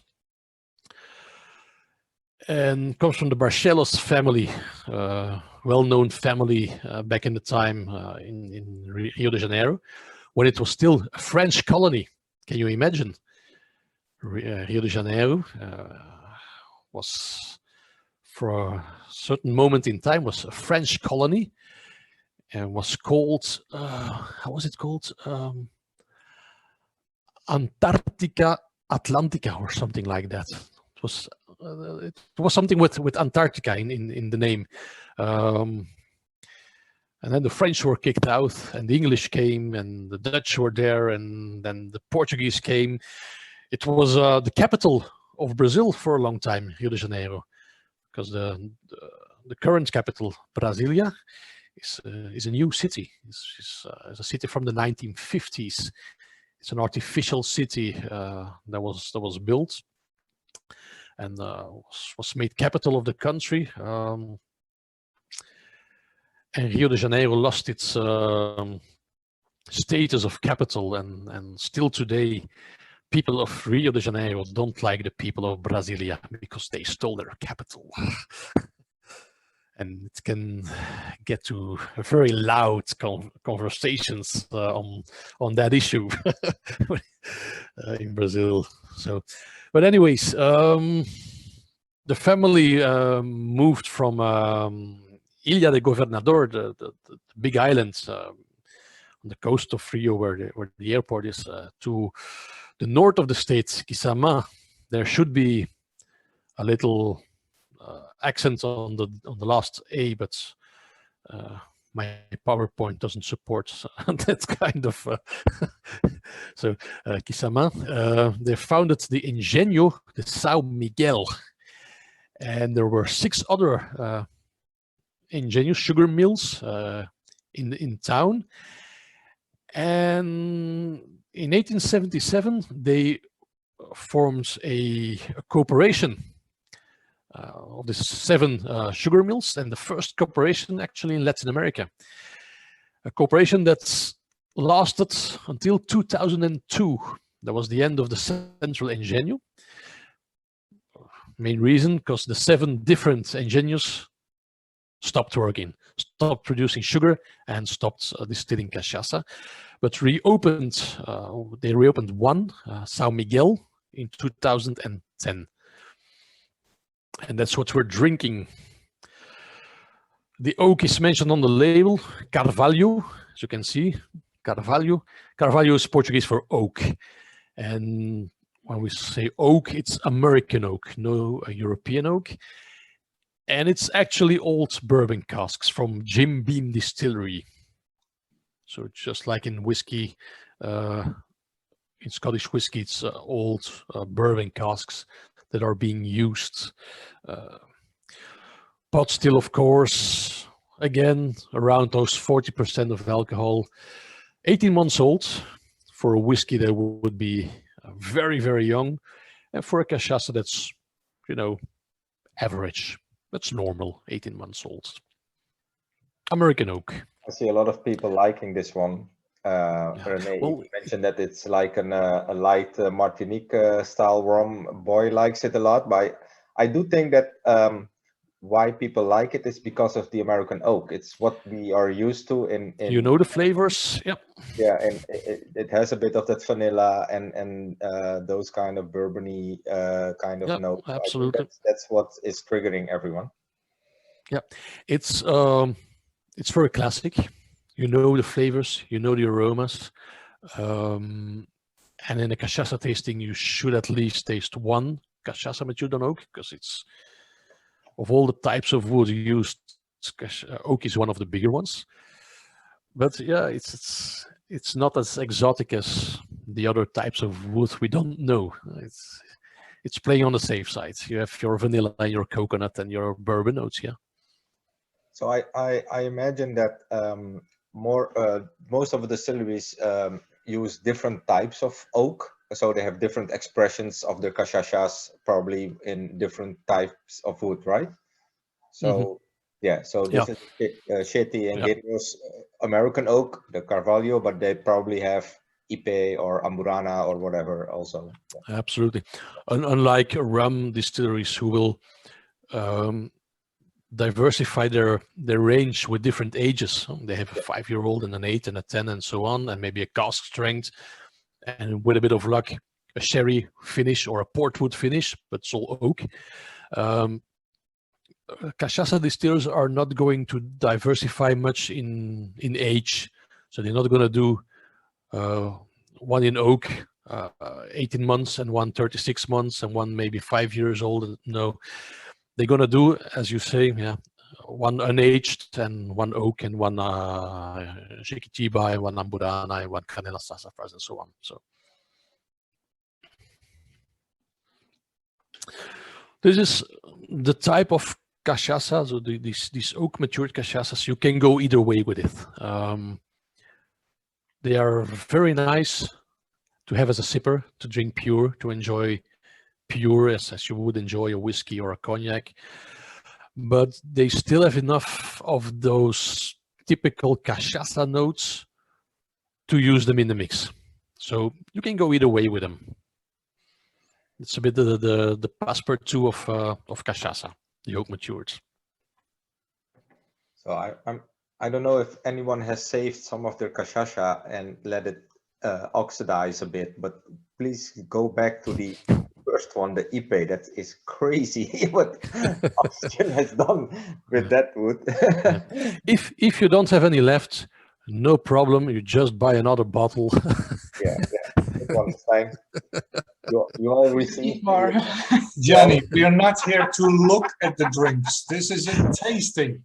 Oh, sorry. That's where I go wrong. I'm sorry. I'm going to teach you that. Yeah, I'm sorry. We haven't kept in touch for so long, Rene. I lose all. You lose the touch. You lose the Yeah, I touch. lose my etiquette. I'm sorry. Let's drink. You have to come over. Yeah. I will. It's allowed again. Yeah, again. Yeah, I was mentioning but I will mention it later on. Please do check out Stijn's shop. You have a discount code or coupon code in your mail. You will go nuts on all the cachaças he has. It's really amazing. And for some people who's looking for the freshly pressed cane juice, he has it in his shop as well. Yeah. Okay. And Rapadura. We have Rapadura as well. Right. So São Miguel. Let's go to the south of Brazil. To Rio Grande do Sul, the most southern province of the country. A province with a very large German population, as you might have guessed already by the name of the distillery, Weber Haus. Big German population. To make things very clear, it's not a German population since the 1940s, but it's a German population since the 1870s and 1880s, when thousands and thousands of people from the Hunsrück in Germany moved away out of the country due to famine, war, and religious persecutions and revolutionary times in Germany. And they set sail to the south of Brazil, where they found a mainly uninhabited land. They started their own colonies, their own cities with names like Bismarck and Novo Hamburgio and Blumenau. And Blumenau is actually a very funny city. When you see a picture of the town, you can't believe it's Brazil. Actually, it's really Germany. I'm trying to show you a picture of Blumenau. I don't know if you can see it. Yeah, we can. Yeah, so it's those typical German houses, and the region actually is bilingual officially. So road signs and so on are in two languages, in German and in Portuguese. And people still speak German. And the funny part, I was there around 7 years ago, in the month of October, the beginning of summer in Brazil. And what do they do in October in Blumenau? Oktoberfesten, Bierfest. So you have those German houses, and you have those Brazilians running around in lederhosen and typical German clothing and playing humpapa music and drinking liter pints of beer, and it's 45 degrees outside. so that's the south of Brazil for you. And one of those families in the 1880s going to Rio Grande do Sul was the family Weber family. and they started a distillery. They started making this cachaça in 1848 already. So they were one of the earlier Germans arriving there. But the current distillery that you see on the picture is from 100 years later, and was still a non-official distillery, so not illegal, but they could only produce for their own consumption. And they started production to sell in 1968. And in the meantime, it has grown into one of the most awarded distilleries in Brazil. They make excellent stuff. They have the Organico label. So as you can see on the bottle, actually all my cachaças would be able to have this label, but they made it official. So they are very proud of it as well. The way they work, very sustainable, make great stuff, and it's one of the few artisan distilleries that's a bit more commercial.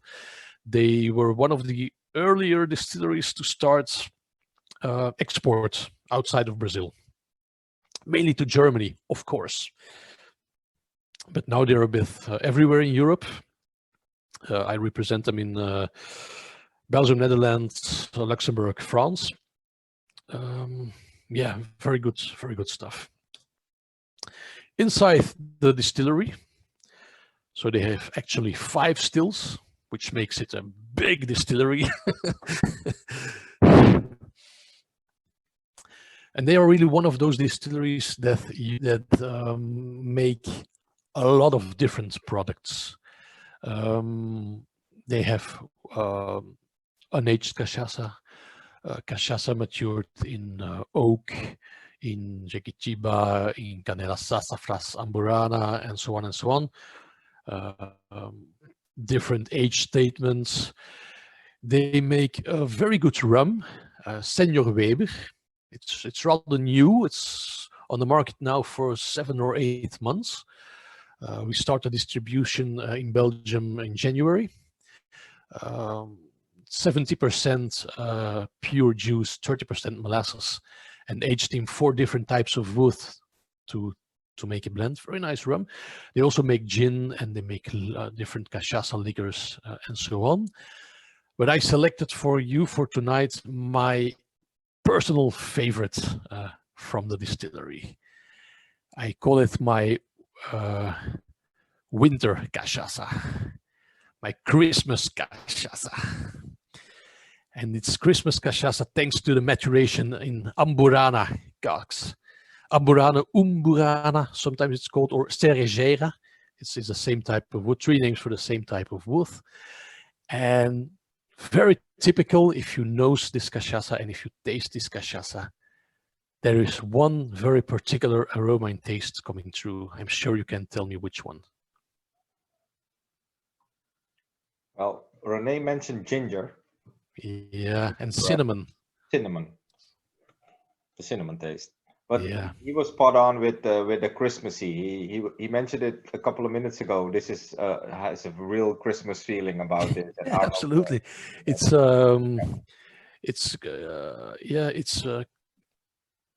Christmas market, glühwein, peperkoek and speculoos. Sticky cake, like a wet cake. Yeah, it's a stupid feeling that I also got from it. An apple cake, cinnamon and all those kind of herbs. An apple cake with some cinnamon on top. Mixed herbs, not just cinnamon. It's that mixed stuff. Very nice, very nice. Yeah, makes it completely unsuitable to make a caipirinha. Don't even try it; it's horrible. But as a sipper, this one is great. I have some restaurants actually serving this with warm apple pie and some vanilla ice cream, and then this cachaça to go along with. Great combo. It's a rather pronounced taste, pronounced aroma. So mostly what cachaça producers will do is when they make cachaça matured in Amburana casks, use it in a blend. Because what we are tasting now is all, this one is that type of wood and that type of wood and that type of wood. There are also many blends in Brazil. You mix different types of wood to create a new product. And Amburana is one of those typical cachaças that goes in the blend to give it some extra herbal touches and some warmth and some depth. But it's not often bottled straight up. It's maybe a bit too pronounced in taste for the Brazilian taste. And there's also one question from Boy. His question is if I think the question is how people drink the cachaça. You already said people shoot it straight, but is it do they also like use it in mixes like rum, so punches with like lime and coconut or pineapple, those kind of things? Or is it really straight or caipirinha? So in certain cocktails like the tea punch in Martinique or those kind of things? Well, similar things but with other names. Best known is of course the caipirinha. Mm-hmm. Very easy to make. I mean, lime, sugar, cachaça, a bit of ice, and you're done. Batida is also very popular in Brazil, and a batida has got nothing to do with batida de coco that you buy here in the shops, which is industrial alcohol with an industrial coconut flavor. For good order, if ever you're in Brazil and you want to order batida de coco, say coco and not, as we say in Europe, coco. Because coco is in Brazil what comes out of your behind, okay? So make sure you pronounce it correctly or you'll be in for an unpleasant surprise. So what is batida actually? It's a shake. Sorry, my image was gone. Yeah, you're back. René said it would be an interesting cocktail. Yeah, absolutely. Yeah. So it's batida is a shake, and what do you shake? Coconut milk or coconut cream with cachaça, and a fruit juice. Can be mango, passion fruit, strawberry, whatever. You shake it, and that's your batida, your shake. What is another popular cocktail during, believe it or not, the Brazilians are convinced that they have a cold season in Brazil. That's July. June, July, it's winter, it's a cold season. And they have the cocktail called quentão. Quentão, quente is warm, so the warm cocktail. It's like a glue wine, actually. You have the cachaça, and you add orange peel and cinnamon and aniseed and all kinds of herbs, and you heat it up. It's like a glue wine. And they use it for the Festa de Junho, Festa Juninho. That's a typical holiday in the month of June, in the cold season. And then the easiest cocktail you can ever make is the rabo de galo. And rabo de galo, if you translate it literally, it's the tail of a cock, the cocktail.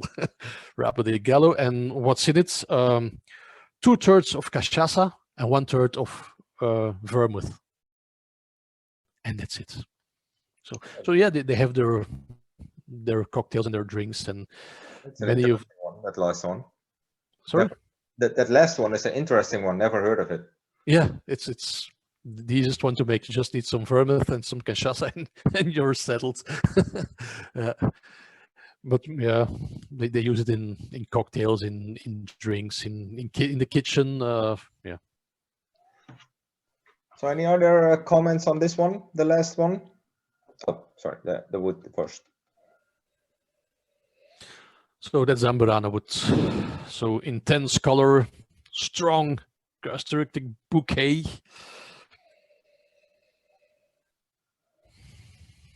If you let it sit, it opens up even more.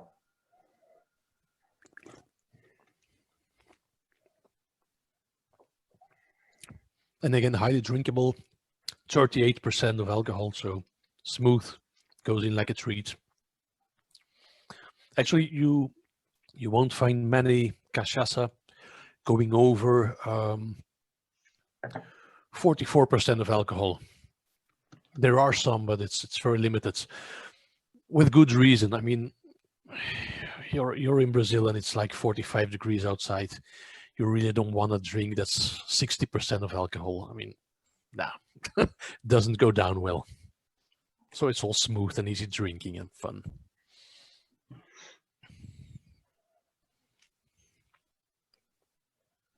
So do you have more slides, Stijn, or can we do? I have no idea. Yes. Ah. If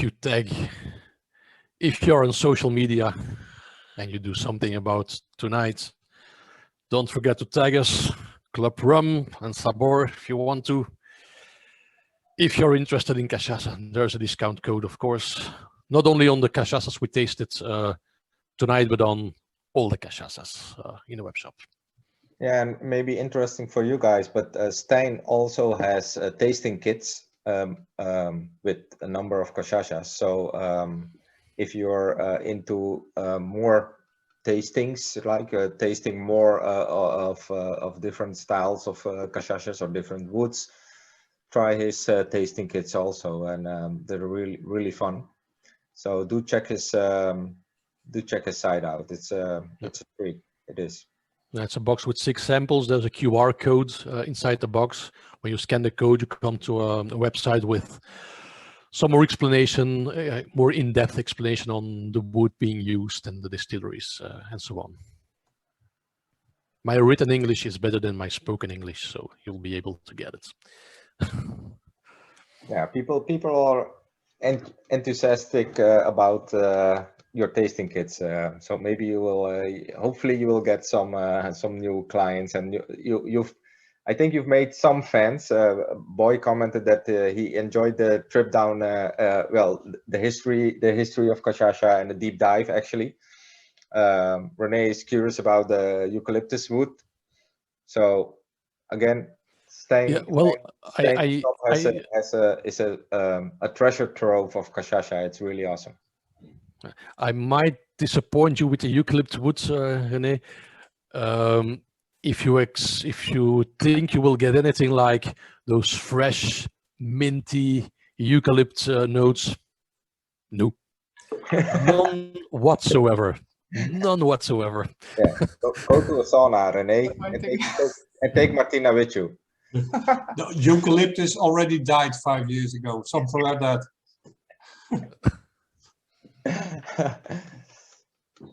But you do have cachaça aged in eucalyptus, Stijn? No, not at the moment. No. Oh, okay. No. That's a shame. No, not at the moment. I have lots of other types of woods. I have Canela sassafras and Grapia, and yeah, a lot. Yeah. You have a lot. too much to mention. A very nice one, a new one actually, from Itirapua, the one we tasted on the Jequitiba wood, the old distillery that was bought by Osborne. Yeah, the third one. I think I just can reach the bottle. That's the third one, you guys. I'm back. So, and of course, they are sherry producers, Osborne. So what they did, obviously, was sending some old Pedro Jimenez sherry casks to Brazil to mature cachaça in. It wasn't done before, so the result is Santo Grau PX sherry wood cask. That one, I will get to your shop tomorrow. Yeah. I think that's something for Arnold. Arnold is a sherry dude, or sherry shit dude. Yeah. So okay. Things are getting, they are starting to innovate with new types of wood.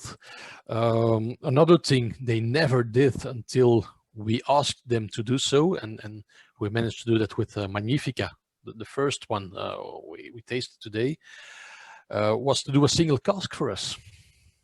So not an IP cask, of course. I didn't want 13,000 liters of cachaça in my warehouse. But they also have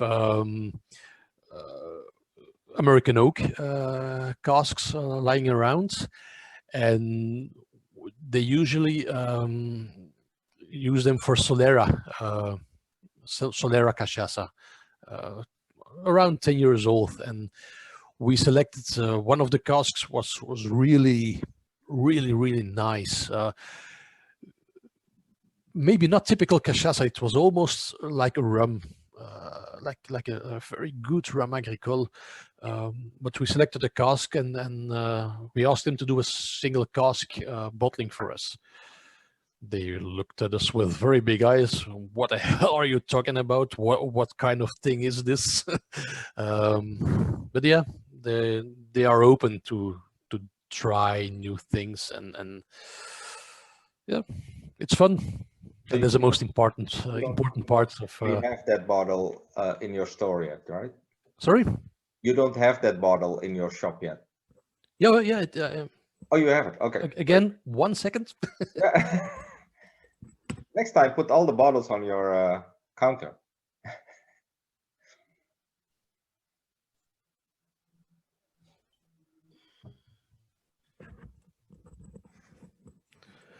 So this is the single cask number A27, distilled January 2007. Oak wood, and 124 bottles came out of the cask. Awesome. Price point? Around 70 euros, give or take. Yeah. 75 maybe. Okay. Nice. That's something special. Yep. So, any more questions for Stijn at this point, guys? I hope you really enjoyed this, really deep dive into cachaça. I certainly learned a lot more than, and I read his book, learned a lot more than is in the book. No, there's much more in the book. Make some publicity. Oh, sorry. You have to buy the book. There's much. There are pictures in the book. Buy the book. Buy the book. Buy the book. I do think, and it's not because Stijn is here, but I really enjoy the book. It's it takes you into the whole history, all the number of brands, not only these 6, of course, different bottles. It's an amazing book, and like Stijn said, it's the only one in Dutch on cachaça. There's not a lot about cachaça, even in other languages. So if you want to learn more, check out the book, check out his site with a discount code. And again, you have the time now if you want to ask him more questions on everything you've tasted today, or in general. Go ahead. You have the opportunity now, so just unmute and ask him a question. And otherwise, then if there are no more questions, I will do one quick poll. I'm curious to see what your best cachaça was. But any more questions for now? No? Okay. So what I'll do now is you'll see a poll pop up in your screen. So just click on the 3 most cachaças, the 3 cachaças you like the most of tonight. Just for fun, I'm always curious what you guys think about the cachaças we tasted. I'm not going to vote, maybe. No, you're biased.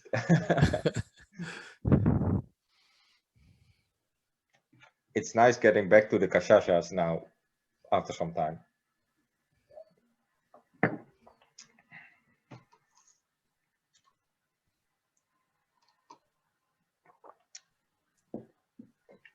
So still waiting for a couple of people to vote, and then I will close the poll, and then we'll see what the winner of today is. I'm already very happy that every one of the cachaças at least got 1 vote. So yeah. That means there was no crap. No. No, you did well choosing these 6. So I think there's only one person who did not vote. So Yeah, me. no, I think 1, 2, 3, 4, 5, 6. Oh yeah. Sorry. Yeah. Sorry. So I can end the polling. Okay. The first was the best by 4 votes. Wow. And then a tie between the Sete Engenhos and the Weber House. And then, yeah, third place, 3 overall. Okay. So people like the Oru more, you could say, but a clear winner in this case. Yeah. Again, it's a bit like Sete Engenhos, which is cachaça you can go either way with. You can drink it pure or in cocktails. Same goes for Magnifica. You make killer caipirinha with it. I mean, the fruitiness and the sugar gain is really popping out of your glass, but it's just great Magnifica as a sipper as well. So yeah, I compliments from a number of people that it was very informative and tasting different flavors, good stories. Stijn. So yeah, well, I hope the anecdote worked. I hope if it was a first introduction to cachaça, that I at least kind of convinced you that there is so much better in cachaça than the big surface, low shelf industrial bottles you can find around. So yeah. So on that note, thank you everyone, each and every one of you for joining.